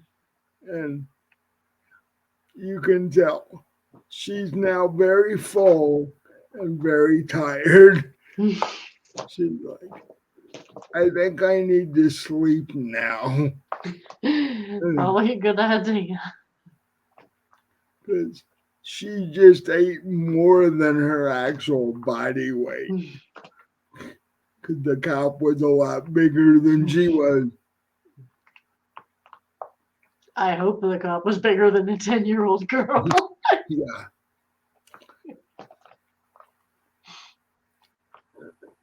He was bigger, but he wasn't faster, let me tell you. He didn't see her coming for the life of him, and it was the last thing he didn't see. So, uh, she, she, when she's all done, and she's also got shredded jeans and all that stuff because she naturally went into werewolf mode. And Hannah's like, "Oh, don't worry about it. I'll buy you more clothes." Um, but Sarah's like, "So, where am I crashing tonight? Am I crashing in my room, or am I sleeping with Dee Dee, or what's the whichever, deal?" whichever you prefer. Well, she's like, if I get the chance, I'm cuddle up with you and such. All right, well, you can hop on up in my bed then, and I'll come in pretty soon now. It is getting pretty close to dawn. Yeah, you can start to see uh, little streaks of sunlight through the curtains, through the edges of the curtains on the windows. Yeah, Hanley's like, I better tell my staff about this and they can clean it up during the day while we're unconscious. As it is, I'm going to have a pissed off housekeeper deal with tonight when I wake up. And hopefully, not a housekeeper that's going to go to the cops because this looks like blood. Well, if she even broaches the idea, I'm going to have a new vampire housekeeper because, You're you're gonna have a nighttime staff person. Yeah. yeah, because I can't let her go to the cops. So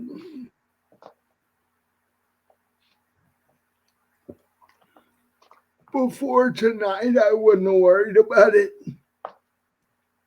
because I could have just said she was nuts.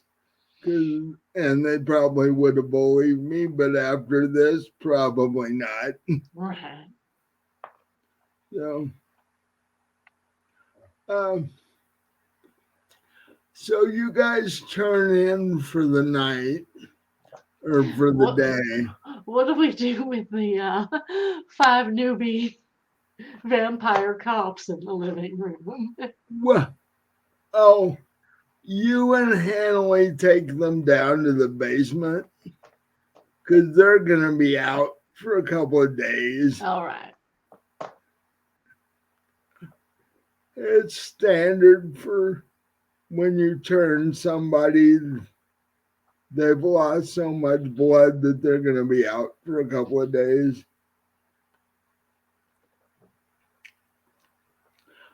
Oh, but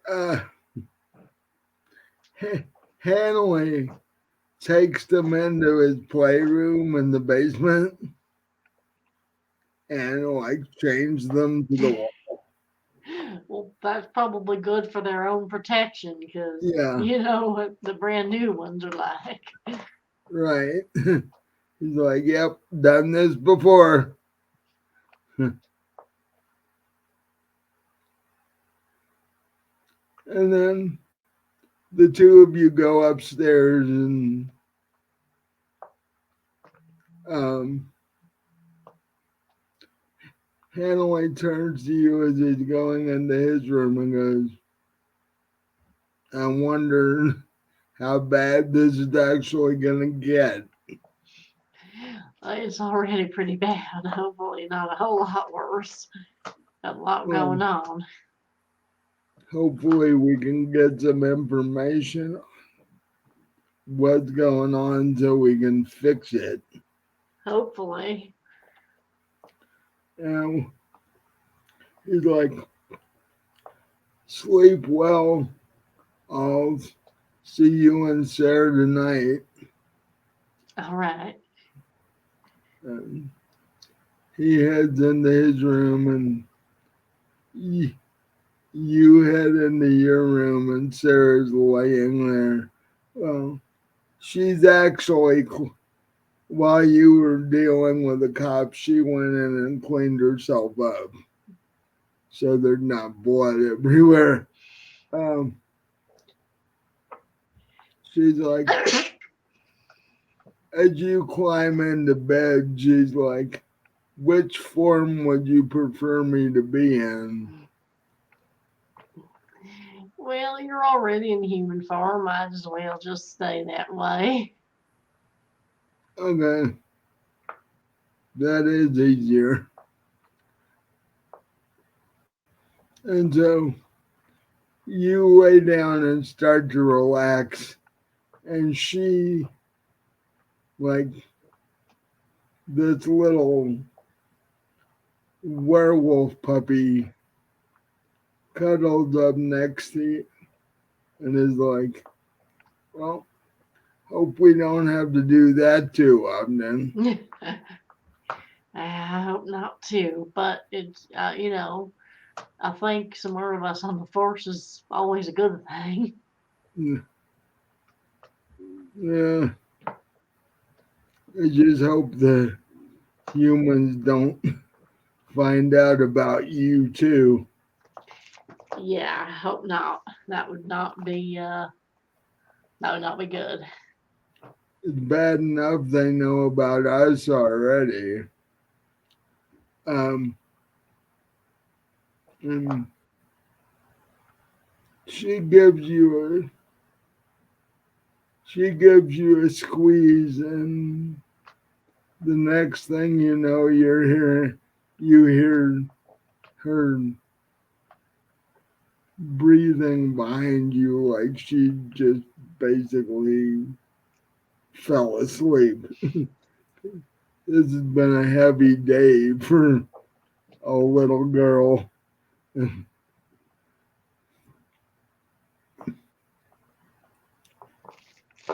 you try to relax and you try to center your mind on Kylie, but the last thing that runs through your head as you drift off is, my God, what have we gotten ourselves into? And the next thing you know, it's dark again. And you wake up because um, Sarah, like during the day, ended up basically on your chest. So, so you wake up and there's this furry thing. Like, and you think to yourself, it's good I don't have to breathe anymore because Right. there's a 30-pound creature on your chest.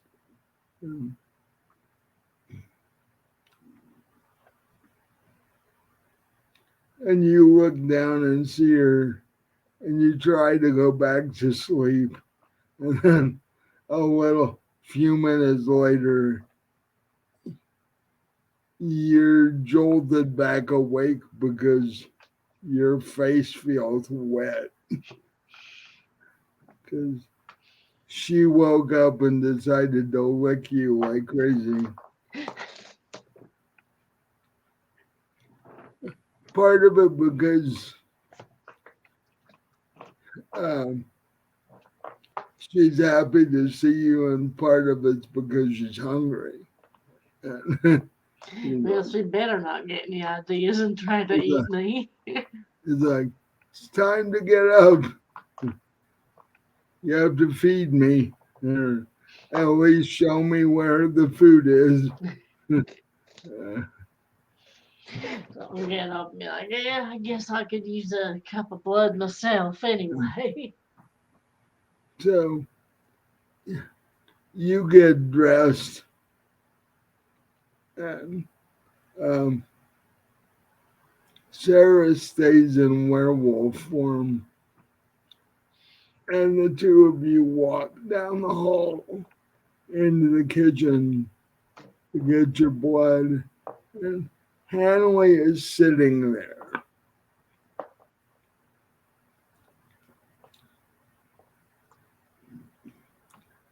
And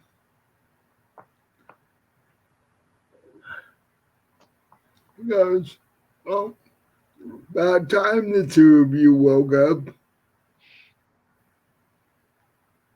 I've already talked to the prince and watched the evening news. And what's going on? The mayor's losing his mind, is what's going on. Well, I can't say I blame him with everything that's happening recently. He's he's instituted a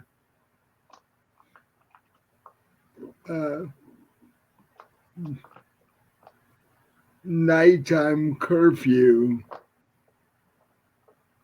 Well, I'm not sure how much that's going to help, but yeah.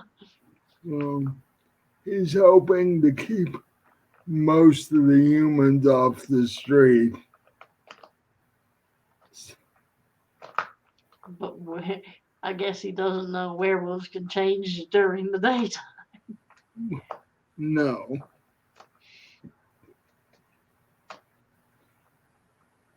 And just as you say that, uh, you feel this little girl hand on your leg and go, then you hear this, yeah, I'm just an innocent 10-year-old kid. Sure you are. Not judging by what you were doing last night, you're not. Well, nobody knows that except you and Hanley and me. So, Most so innocent 10-year-old girls don't rip cops' heads off. well, I didn't say I was your normal 10-year-old kid. I just said I was a sweet, innocent 10-year-old kid. There's a difference.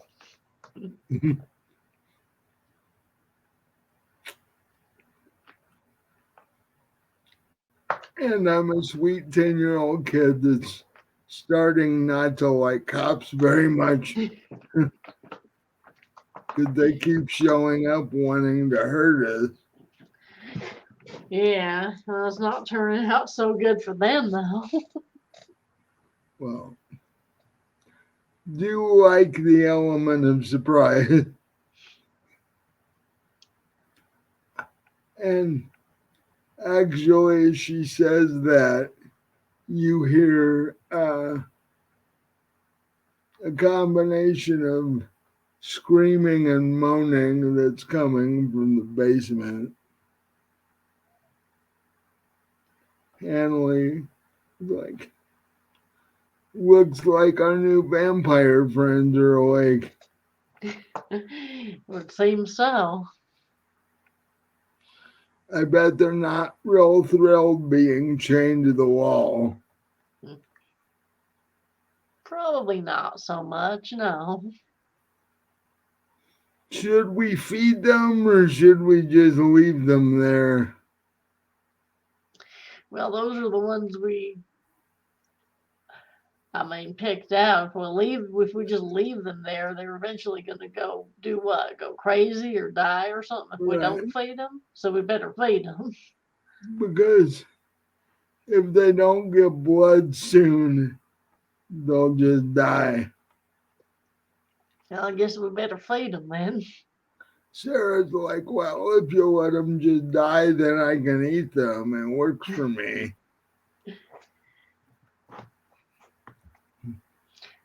I don't know how vampire. I'm sure vampire tastes different than human. Sarah's like, yeah, I don't think I've ever eaten a vampire before. Maybe not something I don't like after all. Well, there's no blood in them, so yeah, probably not.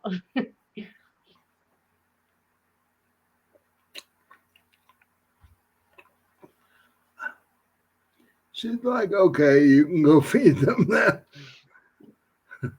I'm going to go check on the dogs and see how they're doing. All right, so I guess we'll go get whatever blood's in the fridge and head Yeah. down to the five down there. Well, do you have a cup first? And then you and Hanley take the rest of the bottle down and force feed the three of them. There were five of them. Oh, yeah, five of them. Um, and was like, well, looks like I need more blood. Gotta go to the store, I guess.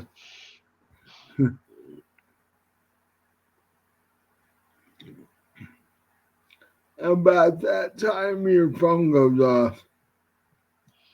Well, I'll check it. Is it a text or is it a phone call? It's a phone call. Oh, I'll It's, answer it. it's Marcy. Hey, what's going on? I'm just wondering when you were gonna come home to do your show. Oh, I will be there around midnight. Okay. Um, I'll have things set up. Great, thank you. How did last night go? Last night went fine. I had a furry companion. Yeah, I think if you were human, everybody would say that you got a new dog. Yeah.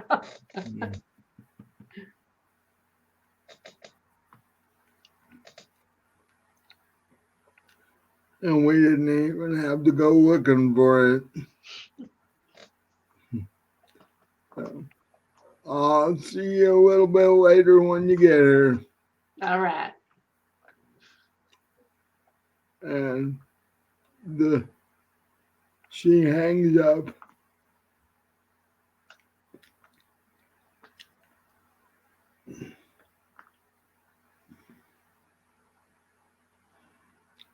And then your text goes off. And it's a certain secret admirer friend. And the text goes, I heard you had an interesting couple of days. So I'm gonna completely ignore that, and I'm gonna text, "Why did you tip off the cops?" Like in all capital letters. He, do, he doesn't respond.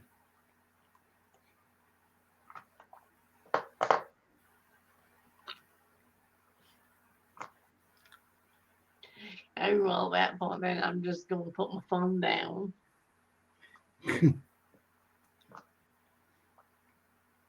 So Sarah comes back in and her hair's all ruffly and, you know, and there, she's got a little bit of mud on her and stuff like that, where she's been rolling around with the other dogs. And yeah, she's like, so what are we doing tonight?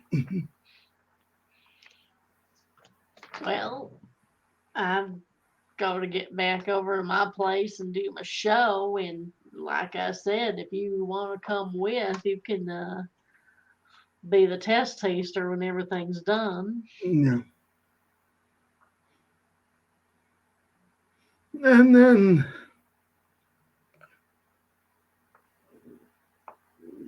give me a uh,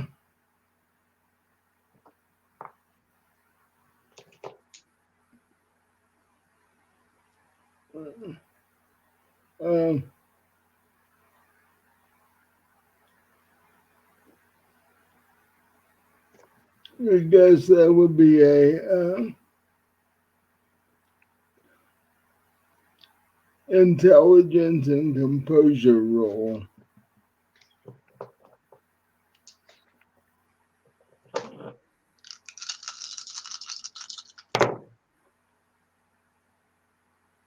Okay, it's 2 successes and one of them's a 10.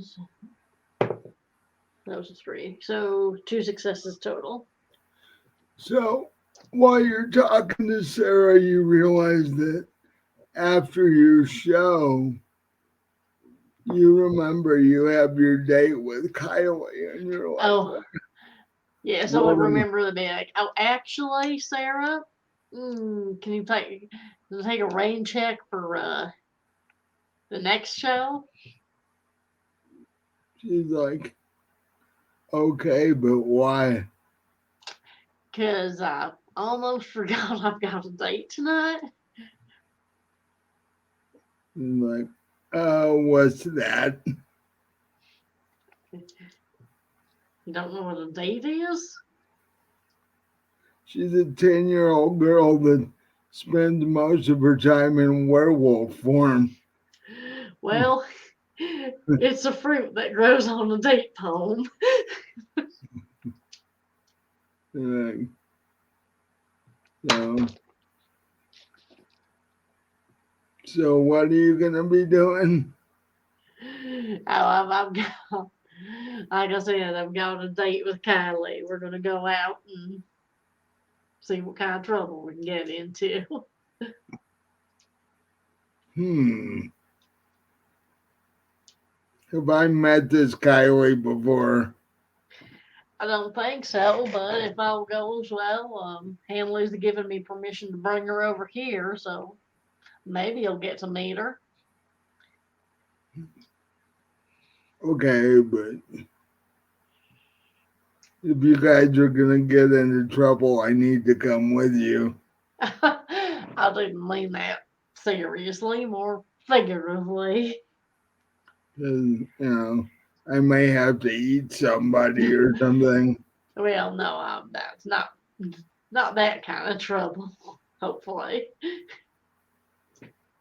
And she just looks at you kind of confused because a 10-year-old girl would not really understand what you're talking about.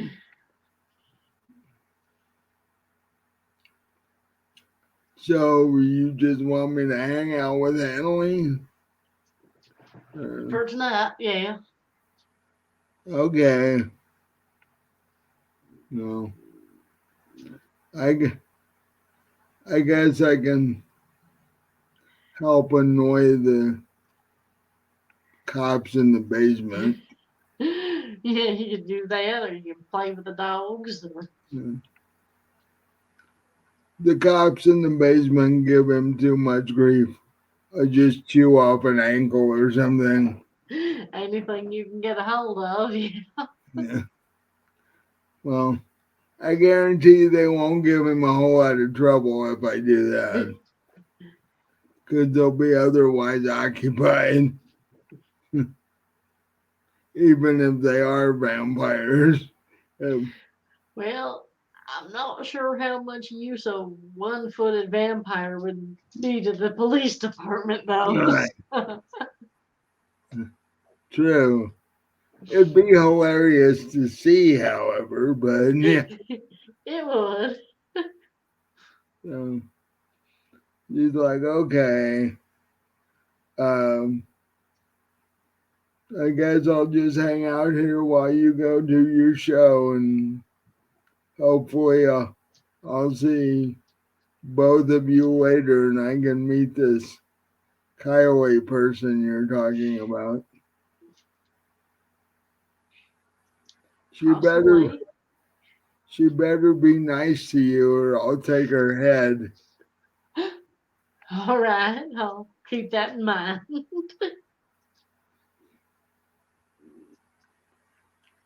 Uh, and with that,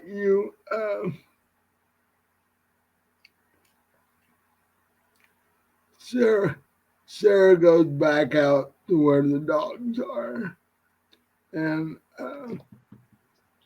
because Hanley is currently feeding them, and you get ready,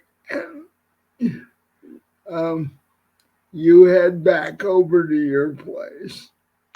Okay, and can we end it there? Because I have to feed Chase at 11, and I don't think we have time to get through the show. No, uh, yeah. So why don't we take a 20-minute break? You can feed Chase, and then we'll pick up with your show after that. Oh, okay, we can do that. Uh, We're going to take a quick 20-minute break, and then we'll be back with uh, Dee Dee's YouTube cooking show for this week. So we'll be right back. I can get my mouse to do what I want it to do. Welcome back to episode 10 of Vampire the Requiem Louisville. Before the break, Dee Dee had just gone back home to start working on prepping for your YouTube show. Although with what you're making this time, the dessert's probably going to take more prep time than anything else. Right. Hot dogs and coleslaw don't take much prep time unless you have a secret coleslaw recipe that nobody else knows about. And that's kind of hard considering there's what, 3 ingredients of coleslaw.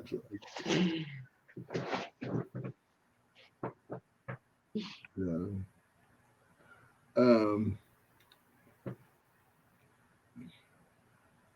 and while you're prepping and getting your ingredients, and Marcy is setting up all the tech stuff, you can tell that she is seriously agitated. Seeing the scene that you guys were in last night, seeing it on the news has her somewhat upset because that means there's been reporters sneaking around and shit. She's like, that's all we need. Next, you guys are gonna show up on Instagram or something. Well, I wonder if we should take the president, or not the The what what? is the prince's go ahead and decide to make a few press people into us as well. Well, he probably wouldn't be averse to having a friendly number of press corps people that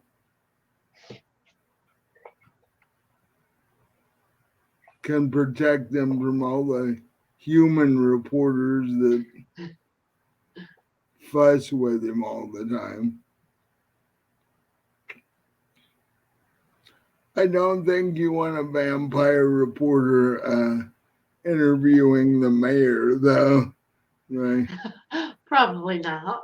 That could go badly.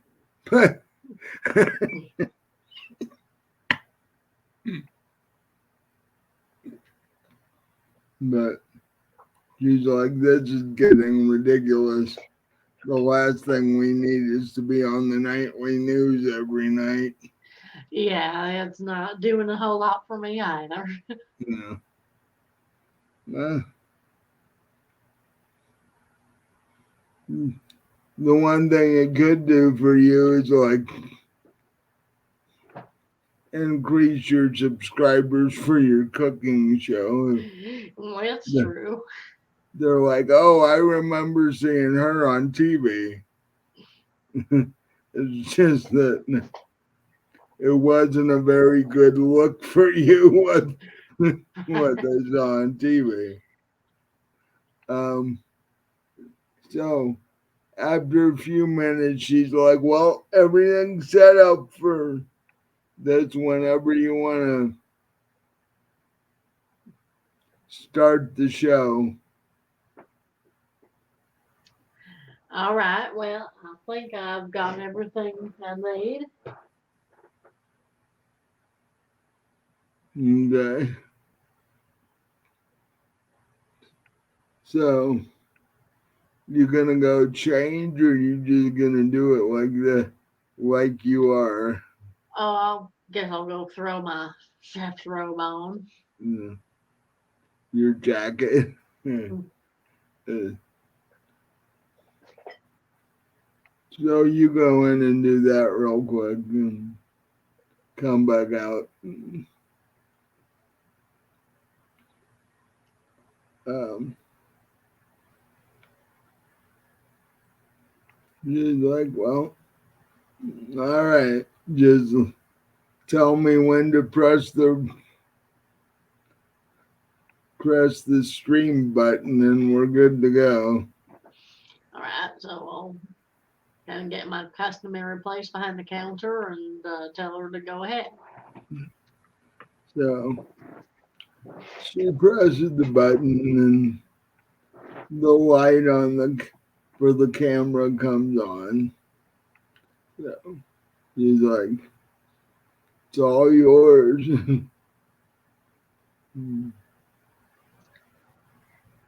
Okay, so I'll do my old greeting thing and then tell them what I'm going to be making tonight. I'll be like, okay, I know there's not much to hot dogs. We just grill them and put them in the bun, but it's all about the condiments. And what I like to do is put some jalapeno peppers on, tuck them in between the hot dog and the bun.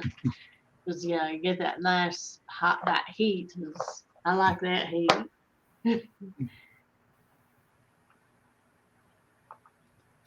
So do you do that to your coleslaw too? No, actually, the coleslaw is sweet. I put see, like I said, it's my dad's recipe. He call it pina colada coleslaw. It's got coconut and pineapple in That's different. it.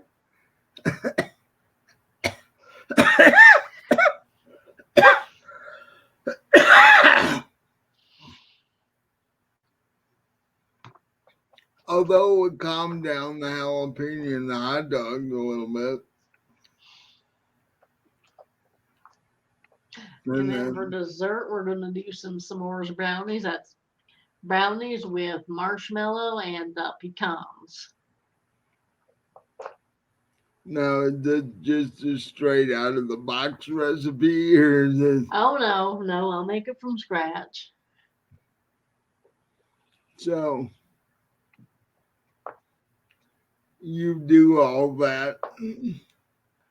Give me, let's see, Would that be crafts of cooking and yeah, under crafts? a craft and uh, okay. They don't have a performance thing that I see. So, uh, give me crafts and expression Okay.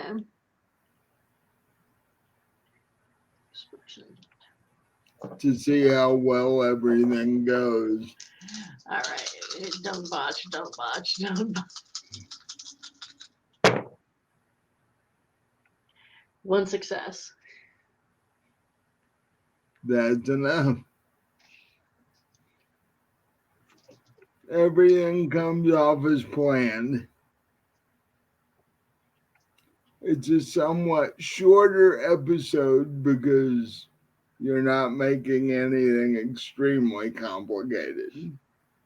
In fact, the s'mores brownie is probably the most complicated thing of the group. So, but even those come off pretty well. And you get a few comments here and there. And near the end of the show, you get a comment from your favorite text buddy. Oh, great. that basically just says, taking it easy this week, are you? Pretty much, I guess. Or this episode, and you do twice a week.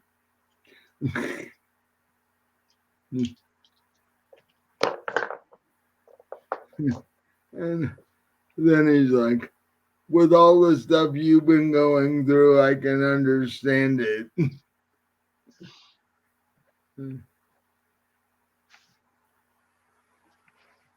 And then his last comment is, I'll be watching.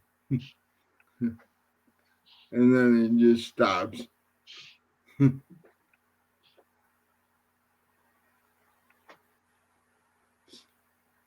So do you do your regular show wrap up, or what do you do at Yeah, this I do. point? I do all that, and then when she switches it off, I'll start cleaning up because Yeah, have to clean after every show. I don't leave everything just lying around. right. Yeah. I'll put the food in the fridge. I'll take it to someone in the around here tomorrow. Yeah. Because you and Marcy can't eat it, and Kylie can't eat it, and Sarah's not going to eat coleslaw. So she would, however, want the s'mores brownie, but you can't really do that. No. You do, however, now have half a bag of unused marshmallows that are in the fridge.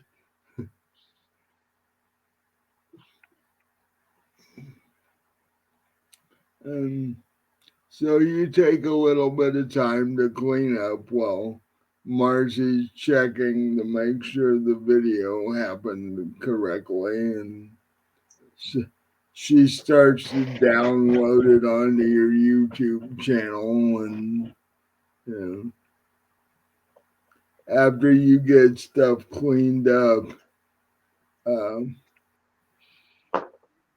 somebody knocks at the door, and Marcy goes to answer the door, and it's Kylie. And Marcy and Kylie have not met yet. No. And so Kylie's like, Hi, I'm Kylie. Who are you? She's like, Oh, I'm Marcy. I'm Dee Dee's roommate. um, I wasn't here apparently while you were taking my tech spot while I was dealing with family stuff. But yeah, good to meet you. And she's like, same here. I don't know. I don't really know what you would call me yet. So uh, I don't think we've made it to girlfriend status yet. So, in fact, you and Kylie have only went out like once or twice anyway. Right. You're still at the beginning We're just dating. yeah. So, uh, and Marcy invites her in, and she sort of uh, flops down on the sofa, waiting for you. And so, I assume after you clean up, you go put your chef's jacket away. Well, yeah, I'm actually just gonna change real quick. So, what are you changing into? Well, we were planning on going to the club tonight, so I think I'll throw on something slinky and black. So, when you say club, I mean, you're taking Kylie back to Hanley's club, or you Yeah, I going? thought that's what we were talking about Okay. when we texted. Uh, so you come back in your little black dress, and I'm assuming dark makeup to go with it. Right. um, what color is Dee Dee's hair at the moment? She's blonde. Uh, so she didn't go purple or pink like you did. No. Okay. Um, Kylie sees you walk down the hall and goes, "That's why I date her." Marcy just sort of chuckled. Uh,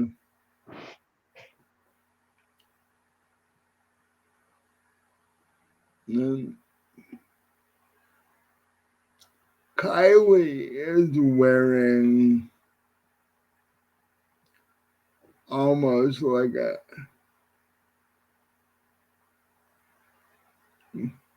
men's suit, but not quite.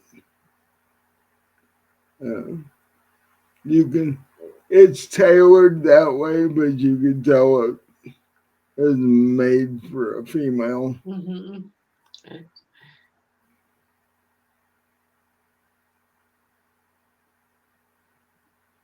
And so she walks up to you and puts her arm around you and goes, "What are you in the mood for?" Well, I was thinking we could start off over at Hanley's club, for a little blood and a little show.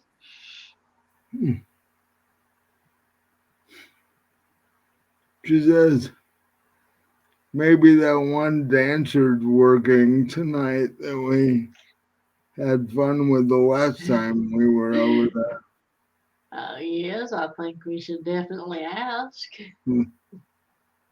there." "Oh, I'm planning on it." Uh,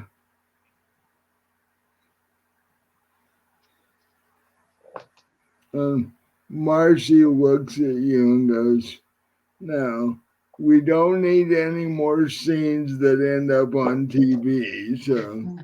Well, of course not.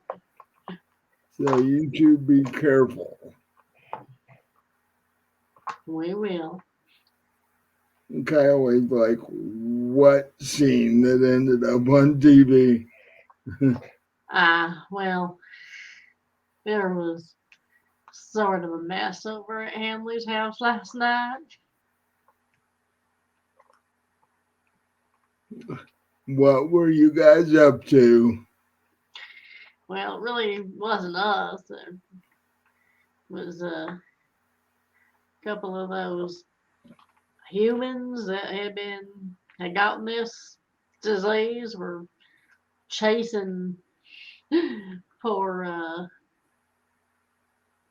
Mar- Marcy's uncle around, and then our werewolf friend and her dog pack sort of got involved. Sounds like you guys had an interesting night last night. Well, I guess that's one word for it. Um, Corvus did tell me about the strange humans, though. That that is rather odd. Yeah. Um,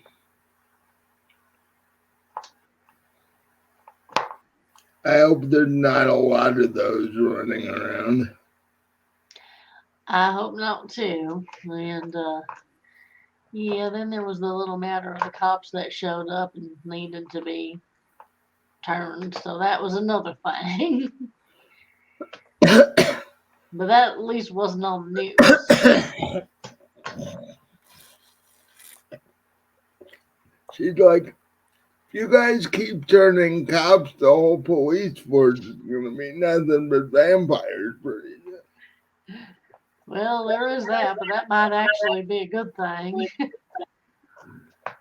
soon. I don't think any vampire would ever get charged with a crime at that point, but Of course, any crime that happened during the day would go largely unpunished, so maybe that wouldn't be so good. true. So you guys just gotta stop having so much fun when I'm not around. Well, the cops had better start keeping their noses out of our business. Have you ever noticed a cop to do that? No, actually. Nah, didn't think so. But we should probably get going. So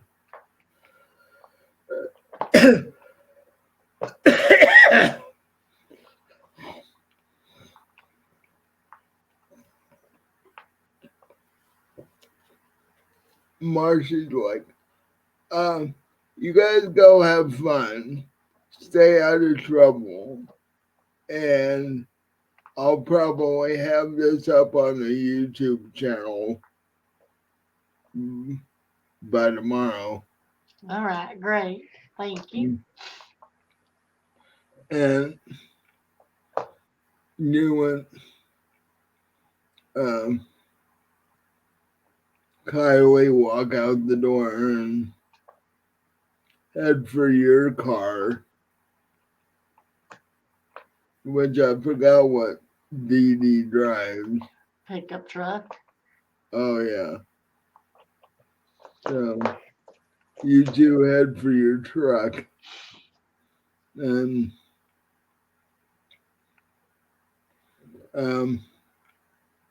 surprisingly, there's no traffic because of the mayor's late night curfew. So lack of traffic is one advantage as far as that goes. So you get to Hanley's Club in like 15 minutes.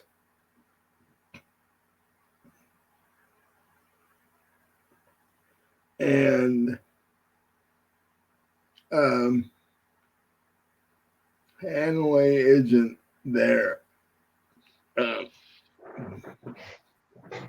Um, and the club is like only half full because of the curfew problem. That's the worst thing that can happen to a strip club is have a curfew put in place. So you can imagine he's not real happy about that. Right.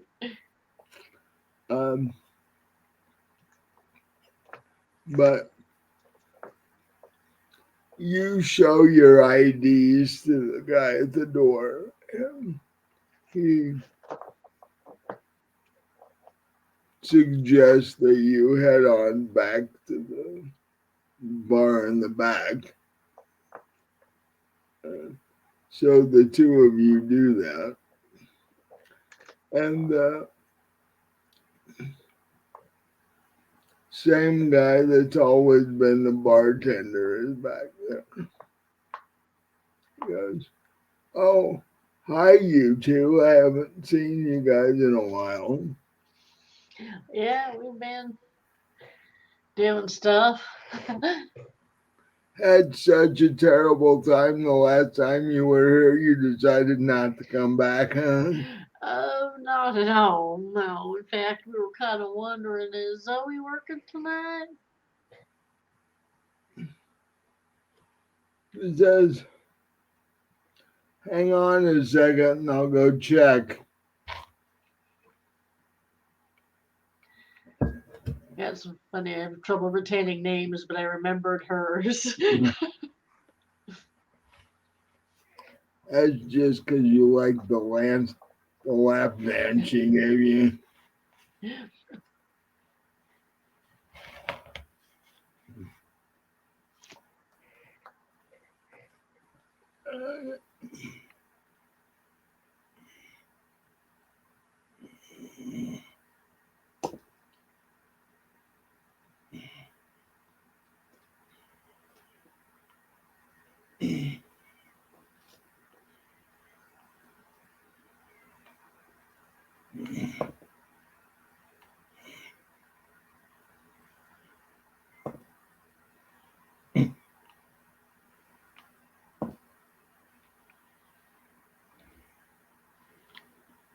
He comes back a few seconds later, or a couple minutes later, actually. So, yeah, she's here. She's currently with a client, but I let her know you guys were here. Right. Um, so why don't you just grab a table, have a drink, and she she should be out soon. Right. Well, have a B negative then.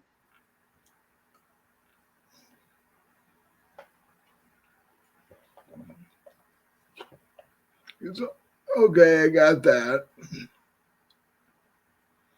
And I forgot what we decided Kylie's blood I type of I choice think was. she ended up liking the AB negative. I seem to remember. Oh yeah.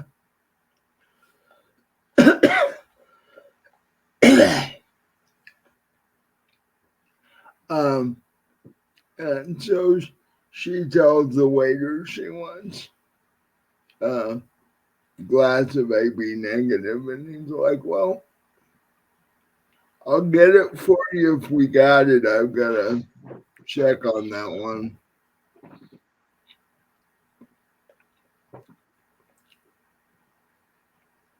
Um, so he heads back behind the bar and starts pouring stuff. Couple of minutes later, he brings two glasses out. He, he's like, "You got lucky. You got the last glass of AB negative in the place. We'll have to restock."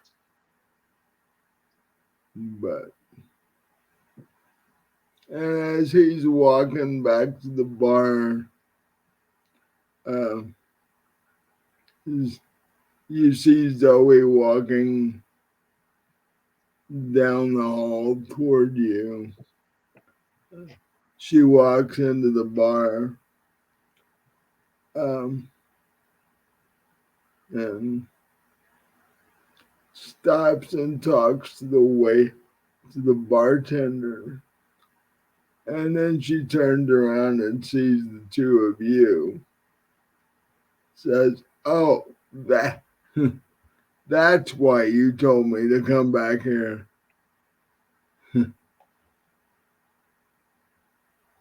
She walks over to your table and sits down and goes, "Well, what have the two of you been up to since I last saw you?" A lot of drama on my part. No, I don't think I've ever had a day that didn't have some kind of drama in it. Maybe when I slept all day, but even probably not even then. Unfortunately, we caught the attention of the press people, so that's not so great. Oh, I mean, they don't know we're vampires or anything, but hopefully not. Mm-mm. Mm. But they know weird things are happening. Yeah, the people already don't like the werewolves. They would not be happy if they found out there were vampires and werewolves. Not at all. Mm. maybe they'd be smart and run away, and we get rid of the humans once and for all. Well, some of them, but some of them would probably take it upon themselves to rid the world of us, and yeah, that would go real great for them. Yeah, humans are silly that way.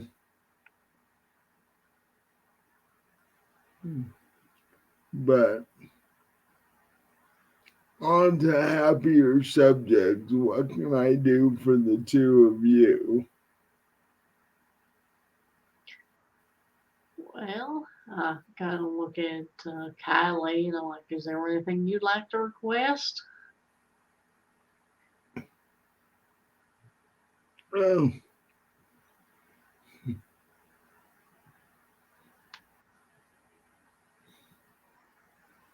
she's like, we can go with what we did last time, as far as I'm concerned. I would definitely be agreeable to that. Uh,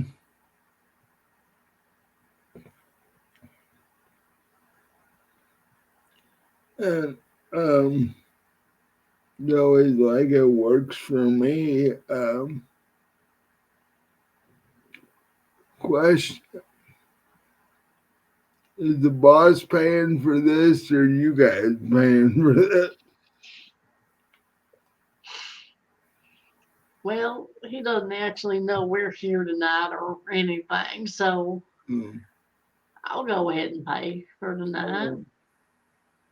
Okay.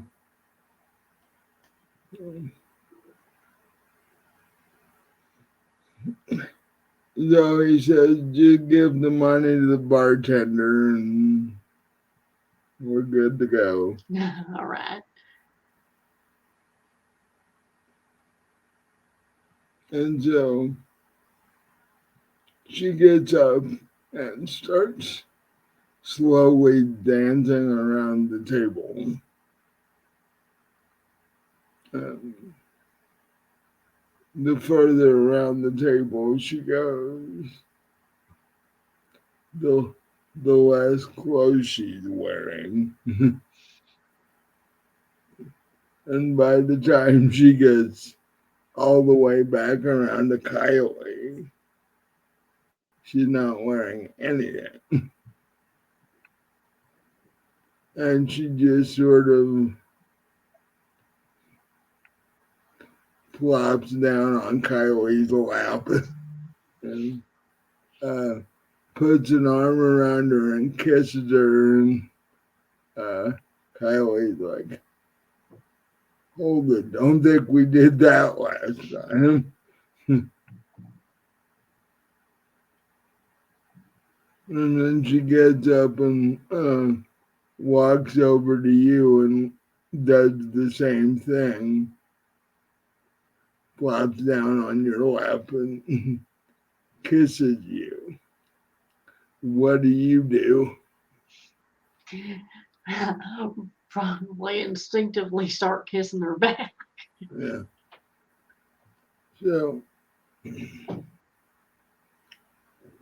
the three people that are in the bar, other than the two of you and the bartender, just start staring at the three of you because this usually doesn't happen back here. Um, so you and Zoe are making out, and Kylie walks up behind Zoe and wraps both arms around her and um,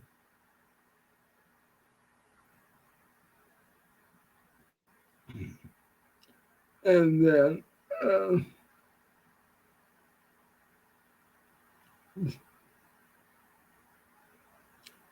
Zoe stops kissing you and goes up to the bartender, and you can hear her say, this spot isn't really conducive for what I want to do with these two. is one of our private rooms open? And um, the bartender says yes. So Joey motions for you two to follow her out the door of the barn across the hall to one of the empty uh, private rooms. And the three of you walk in there, and there's a very nice bed. It's actually a very well put together room, and uh, it's got a nice bed, a fridge, a bar, you know, got a couple of toys hanging on the wall in case somebody would need them. And she says, "This will be more useful. Plus, we don't have other people staring at us the whole time." True. So I guess I'll sit down on the bed. You know, and so does Kylie. And uh, Zoe kind of sits between you and takes her and starts taking turns making out with both of you.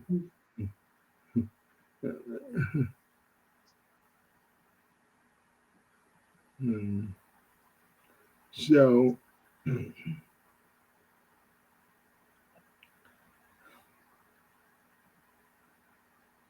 so I'm going to attempt to keep YouTube and Spotify happy, and that's where the description is going to end. Um, Needless to say, things between the three of you end up progressing fairly quickly. And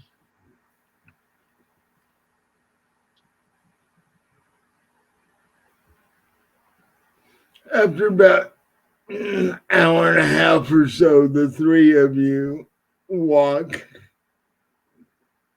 back out of the private room into the bar where you started.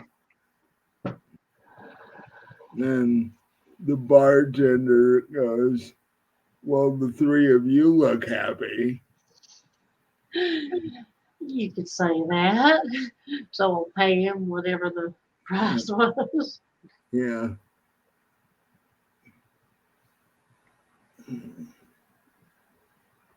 And Um, I'll tell Zoe, we will be seeing you later. what? I tell Zoe, we will be seeing you later. Well, um,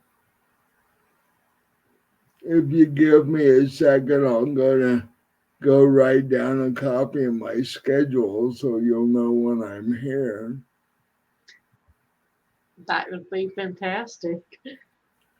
And she disappears for a couple minutes and comes back with about a half a sheet of paper and hands it to you, and it's got the days of the week that she works and the times that she's there and all that stuff.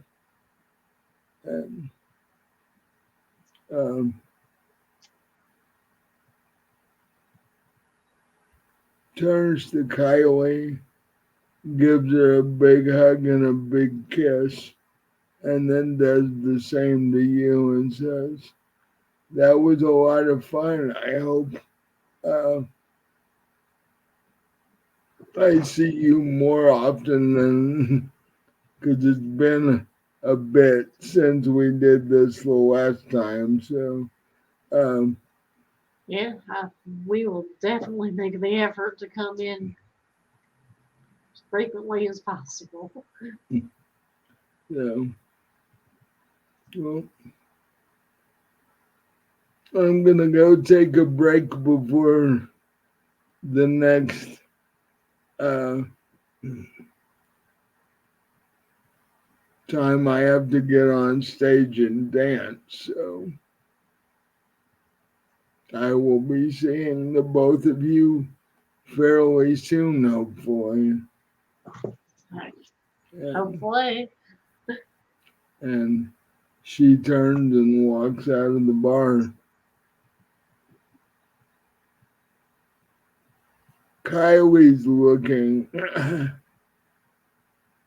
a little bit shell shocked because that progressed a little quicker and a little farther than she was expecting. Um, So I'm gonna grab her and kiss her and say, so you have a choice. You either come over to you know, my place or come over to Hanley's where I'm staying. I promise we won't have a werewolf in bed with us. I didn't get that last part. I promise we won't have a werewolf in bed with us. She's like, what? Well, there's sort of a little girl that Hanley adopted, and she's sort of a werewolf. Really? Yeah, and sort of she's definitely attached herself to me, so I think she wants to check you out and make sure you're all right. Ooh, so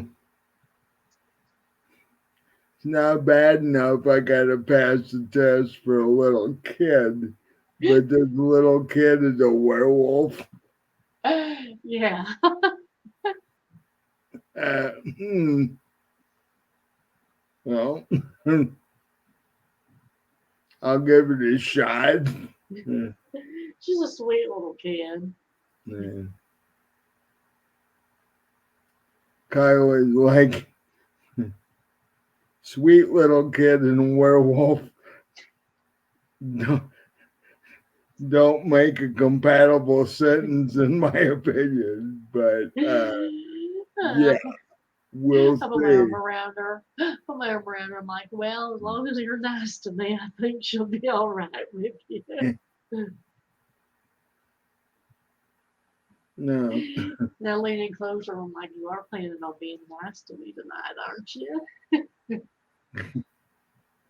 she's like, hopefully they fed this kid before I get it, before I get there. Oh well, she's pretty good at feeding herself, so yeah, hopefully she'll be. Well, that's sort of what I was worried about. I'm like, if this kid eats like anything and anybody at once, I'm not sure Well, about going over. I don't know. We did have the discussion about maybe vampires don't taste too good, so Well, that's a relief at least. Mm. And the two of you walk out of the club. Uh, you tip the bartender and you walk out of the parking lot back over to your pickup truck.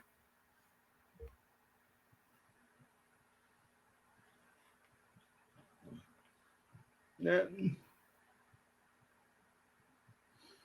it takes you a little bit of time to get out to Hanley's place, but nowhere near what it usually takes because there's very few people out. But but like I said earlier, you do notice that there are a lot more cops on the street than there usually is. Some of them are making sure that people know about the curfew and get back inside. And some of the others are searching vehicles.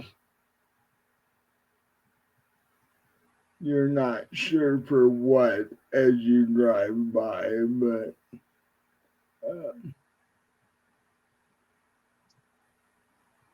but you finally get out to Hanley's place.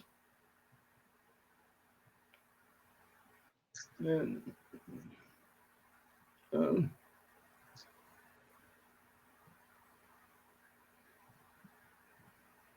when you walk in the door, he's playing with Sarah. Yeah, he's down on the floor and Sarah's rolling around and you know, play growling and you see her uh, catch his wrist a couple times in her mouth, and you know, they're playing like you would play with a large dog. It's like you know, and you've seen him do this outside with the other dogs too. Uh, but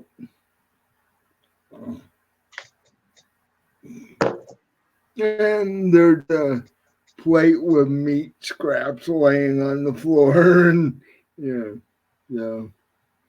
And then she hears the door open and sees the two of you come in, and she immediately charges at you and like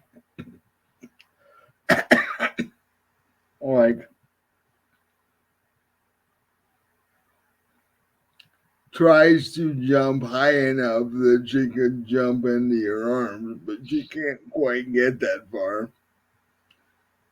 And then she turns her head and sees Kylie and just stops because she'd never met Kylie before. And she's like, Right. um,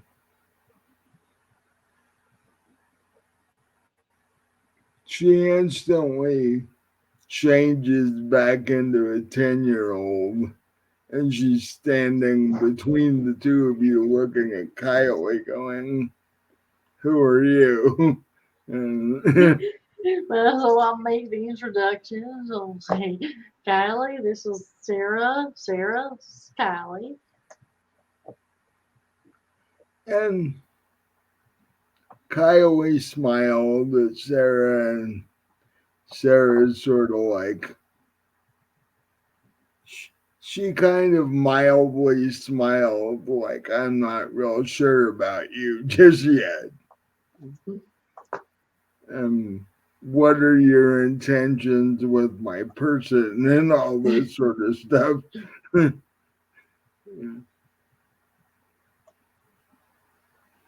And Kylie hasn't met Hanley yet either, has she? Or did she? I don't remember. So Hanley gets up off the floor and walks over and, introduces himself and shakes her hand and says, good to meet you. This is my place. If you're with Dee Dee, you can pretty much do what you want. And Sarah kind of looks up at him going, are you sure we don't know this person yet?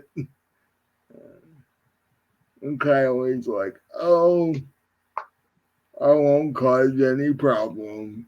And she Oh, sort of ruffled Sarah's hair, and Sarah no, doesn't quite know how to respond to that. I'll take Kylie's hand and I'll be like, yeah, we're just going to be in my bedroom most of the time anyway. This does not. Uh, yeah, Hanley's fine with that. Sarah is like, don't know what I think about that. Yeah. Dee Dee's my cuddle person. I don't know if, if I can allow this sort of thing.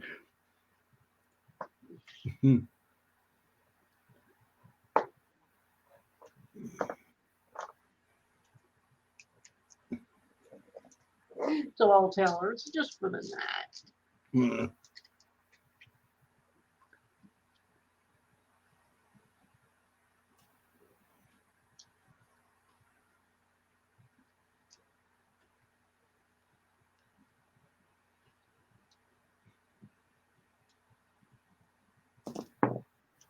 Uh, at that point, Kylie does something rather unexpected. She gets down on her knees and picks up Sarah and goes,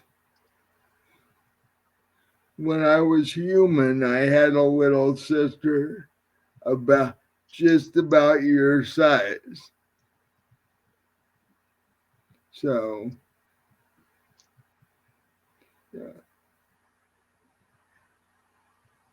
I'm hoping that you and me won't have much of a problem. And she sort of looks back and forth between the two of you and then looks at Hanley like, you know, I don't know what to do about this. That's all say, look, I know you, Sarah, I know you care about me and everything, but you don't need to be protective. Like, Kylie's not going to do anything to me.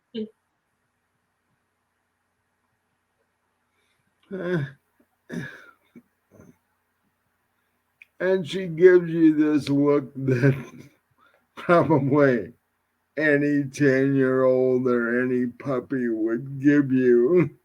Like, uh, I'm just doing my job here. Yeah, yeah, yeah. Until she's officially added to the pack, I'm like, I'm just guarding my people here. And um,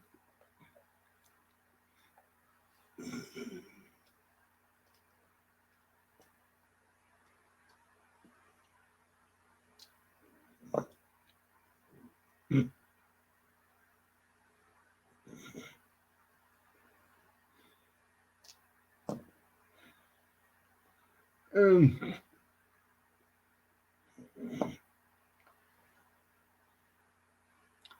uh, Kylie says, "Oh, it's okay. I'm not gonna do anything to hurt either one of your people." And she sort of gives Sarah a little hug and then literally picks her up and throws her in the air and then catches her and like, see, I've I've had, like I said, I used to have a little sister. I'm okay with this. She's like, okay.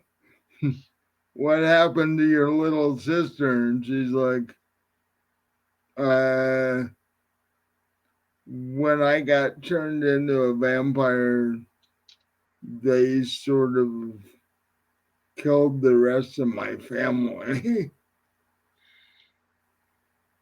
this is the first time I'm hearing this myself. So Yeah. so I hugged Kylie. I'm like, I'm sorry, so sorry. I didn't know. Well, my sire ended up being a jerk. Uh, he is, however, no longer among the living, shall we say. Among the not exactly living. Uh, he's he's no longer among the not living anymore Right. either. Because yeah, he was my sire, but you kill my family, you're gonna not turn out well. No. So uh, yeah. In fact, Kylie turns back to Sarah and says, if things keep going well between Dee Dee and I wouldn't mind having a little sister back. And Sarah, uh, that shocks her a little. She's like, wow. uh,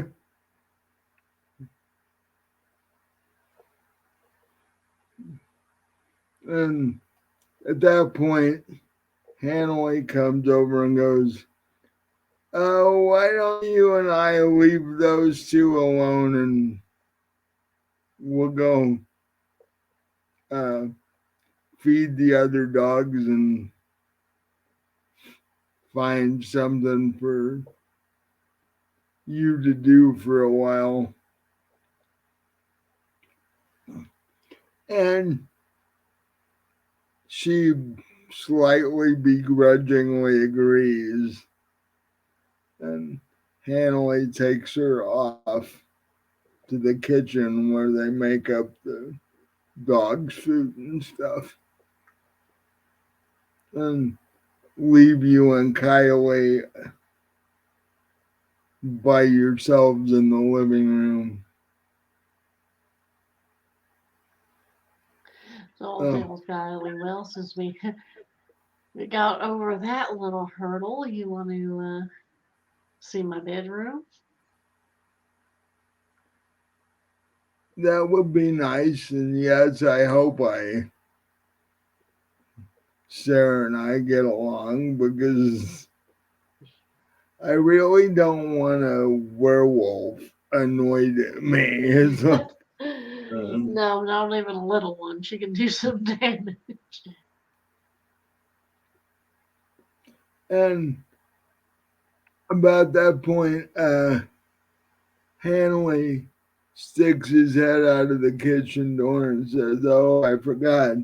You guys are perfectly uh, fine if you want to use the basement at all. Well, don't Uh, we have a bunch of new vampires chained up well, down there? well, I have since moved them. Oh, right. Because that doesn't exactly set the mood, you know. Um, yeah, I was like, once they all woke up, I had to do something with them. So they're now tied in makeshift beds in the one of the outbuildings because I didn't really have anywhere to put 5 people. Right. So I don't have that many bedrooms in here. So, but the basement is clear. All right, And well, it is. Kylie looks at you like, what's he talking about? Well, it is private down there. I could, I'll tell her I could show you the basement and see what you have, see what you think of it.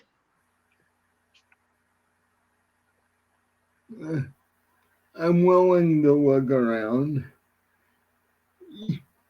I seem to recall that you and Kylie had a slight interaction along that line Well, before. yeah, she was asking me about Magnus, so Yeah.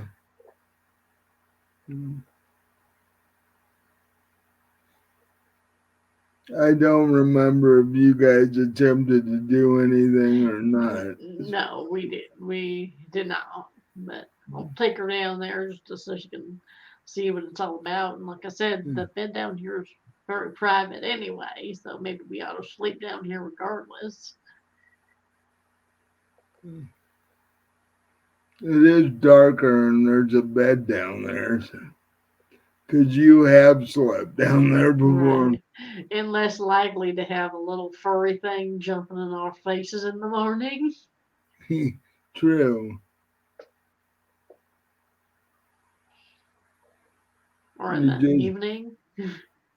you just have to tell her she has to sleep in her own room tonight. Well, I'm assuming Hanley's gonna let her know. Yeah. But so first you take her into your room and show her your room. What does your room look like? Well, actually, I guess it's just a standard bedroom Right, it because would just it's be the guest room. the guest room. So it's a nice bedroom. Uh, then you you guys leave there and walk down to where the stairs to the basement go. They there's in a small hallway slightly off the living room, and you guys walk down the steps to the basement, and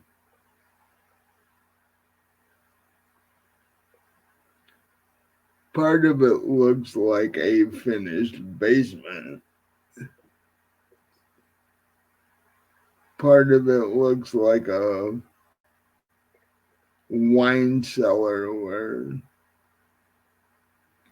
Henley keeps quite a number of bottles of blood so that he doesn't have to worry about going out and buying it so often. And then you walk through those two segments of the basement and you open the door that's leading up out of the wine cellar. And like I've mentioned before, you come into a room that would make the playroom on 50 Shades of Grey look like it was almost done with all the things that Hanley has. And you are familiar with this place because you and Magnus have been down here a couple of times. But Kylie's eyes get really big and she sort of stops just inside the doorway. And she's like, "What?" Well, this is where Magnus and I have played a few times. Yeah, you mentioned that. Right, I thought I'd just, let you see it for yourself. uh, I wasn't expecting this. And I'm going to actually roll to see what her real reaction to this is. Uh,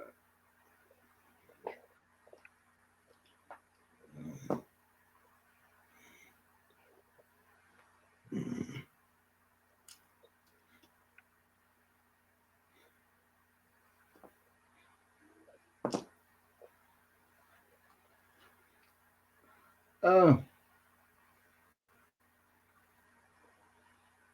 Basically, she's reacting like somebody who she's smart enough to know what this is, but she's never been in a play. Eh, she's never seen it like up close and, chains hanging on the wall and stuff. She, oh, by the way, when they took the cops down, they didn't get all the blood off the chains that they were hanging on. So, as she looks around, uh, she sees some of the chains on the wall have blood on them, and she's like, uh, so she stops and looks at one of those and says, "So what does Hanley really do down here?" Well, I did mention the five cops that we now have on the force. They were trained up down here when they first before they woke up. Uh, hmm. Didn't want them hurting themselves or anything or anybody else. Well, I can see that. New vampires, Well, yeah, they are a bit clumsy, I guess. and Mm, easily freaked out. yeah. So she walks back over to you and says, "Was there a reason you brought me in here, or Oh no, I what?" just wanted you to say it. So you kind of have a better idea of what Magnus and I do. Just you know, Okay. Well, type see for yourself type of thing. And like I said, the bed down here is comfortable and more private than up in my room, so we get at yeah, least sleep down here. because it's actually a nicer bed than what's in the guest room, and you won't tend to be bothered by a small furry creature. Right. Yeah, yeah. So she's like, "Okay, well, that sounds good. As far as the other stuff, I am not sure." uh,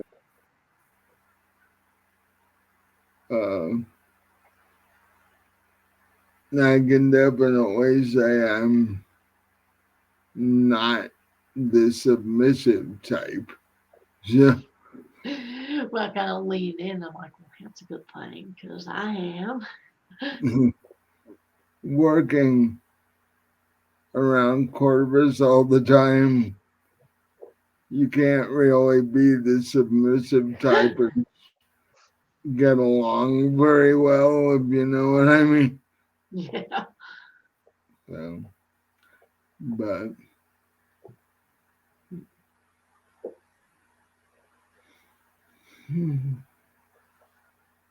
but I will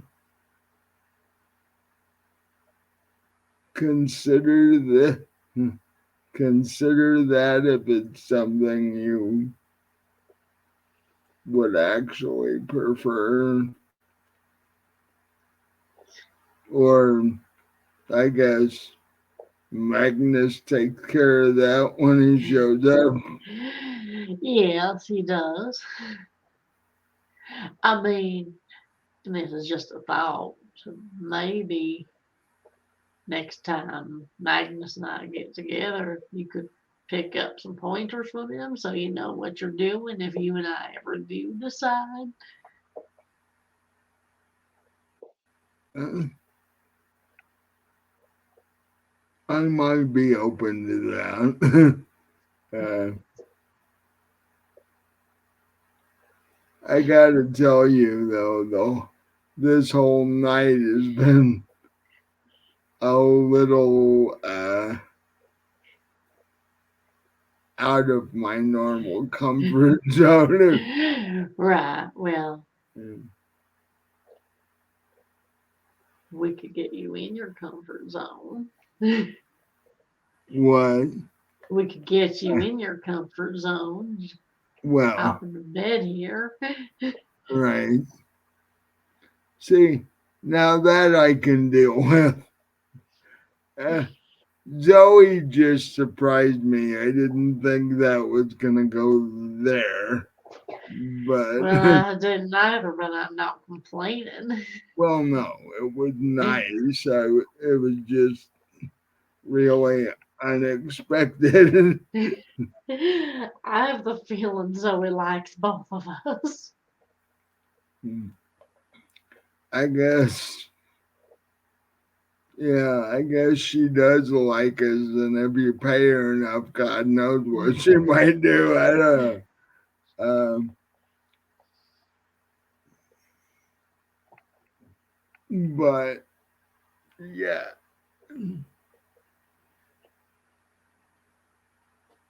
if you're basically looking for a replay of earlier minus Zoe, we can do that. That's what I was hoping for. And she she plops down on the bed and goes, "Yeah, this is even nicer than the one in the private room in the club." Hanley spent a lot of money on this room. It's like, yeah, when you're several hundred years old, you have time to do that. You're right. So, um,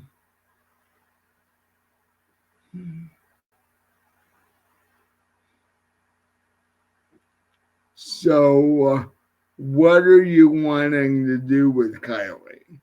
Are you wanting to do other things, or are you just wanting to hop in the bed and spend the rest of the night fooling around, or what? That sounds like just about like what I was planning. Uh, well, then you end up doing that, and down in the basement, the only way you can tell that the sun is coming up is that there's um, for lack of a better word, digital digital alarm clock next to the bed that um, instead of telling the exact time, what it does is it gives you a readout of how much uh, time is left before the sun comes up or goes down. Um, by the time you and Kylie are done, you look over at the clock and it's like 15 minutes to sunrise.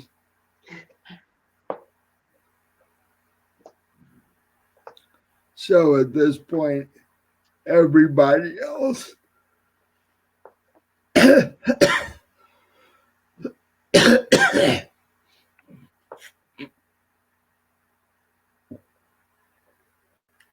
everybody else in the house has gone to bed for the day. And that sort of left you and Kylie on your own. Well, I guess we should probably get some sleep. Yeah. Because given what you guys have done tonight. You're both you both have expended more energy in a night than you're used to, and you're both really tired. So it doesn't take much for the two of you to fall asleep in each other's arms. Mm. Um, and that's where we're actually, that is a good spot to end this for the night Yeah. because tomorrow Kylie has to go back to work and you have to help Marcy with her investigation because you don't know what she's found out yet. Right. Uh,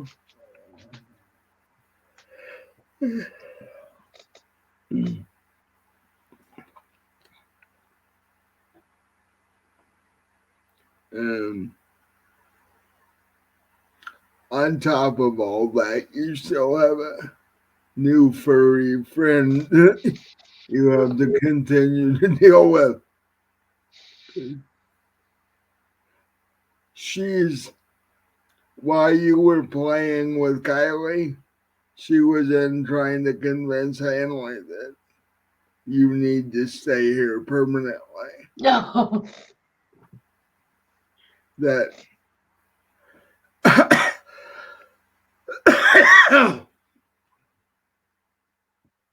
she's lobbying him to get you to move in here so she can keep track of you all the time.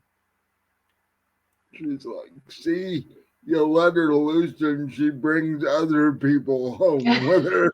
Yeah, stuff like that. So, but did you have fun? I did. Plus, you now have three vampires you have to check on. Oh yeah. You're mommy vampire now. It's like you have children, or as close to children as you're gonna get. So, well, I hope everybody who sees this once I get it up on YouTube enjoys it because we had a blast. 'Cause Sarah's really cute and she's fun to play with.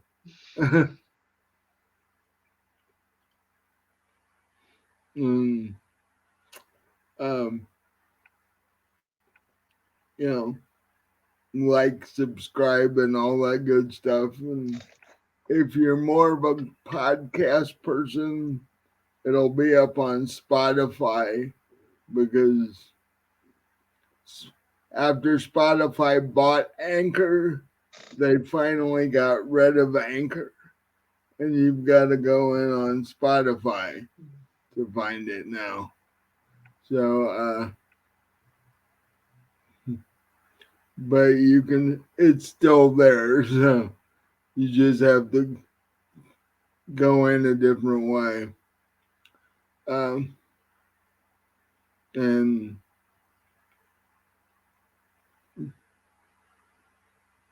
you can join us on our Discord because there's one or more of our group is always on Discord. So, and I'm always on YouTube. So you can send me comments on our videos and chat with us on Discord and uh, find out how I ended up as twisted as my brain gets. But and buy all of Robin's books because they're really cool, and they would make interesting Mother's Day presents, which um, is today, by the way, or was before midnight anyway. So, uh, yeah, go buy your mom all the other 5 books, and she'll either love you forever or freak out, one or the others. So, the description is in the link is in the description. Is what I'm trying to say, and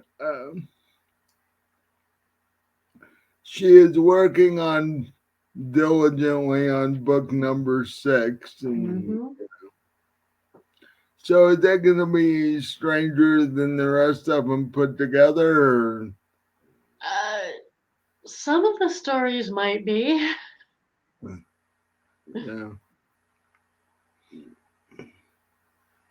well, you know me, the stranger it gets, the better. So, uh, because yeah, we got to get you up to yeah, the New York bestseller list, so Yeah. you can make your living writing books and don't have to do anything else. But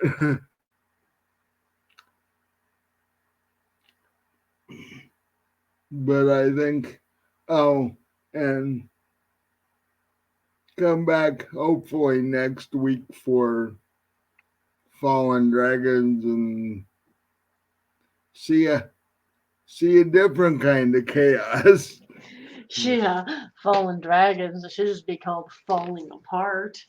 Well, yeah. Well, you guys haven't really ever named your group, so yeah, the Chaos Dragons or something like Right. that. I can't believe they're not dead. Well, yeah, the name of your group is I'm surprised we're still alive. Yeah. Yeah. So that means when you all die, you have to change the name of your group because you're not alive anymore. Well, you'd have to build another group Yeah, after that, right. anyways. But yeah, tune in and see if Jinx's next meal killed him or not. Because the centipedes were uh, a bother for him last time. So you never know. Uh,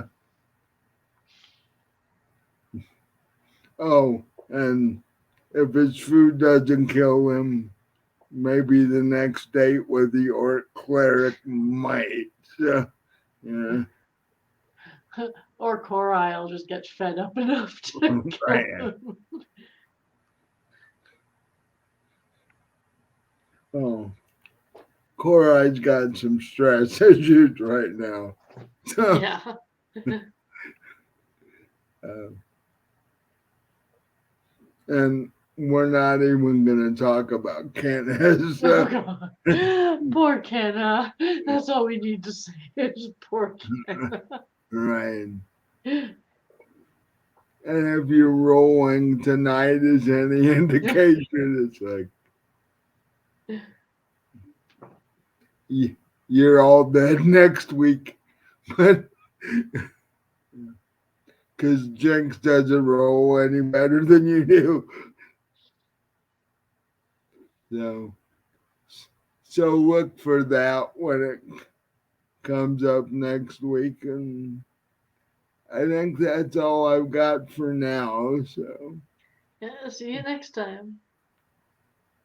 uh, hope you hope everybody has a good week until next weekend. So.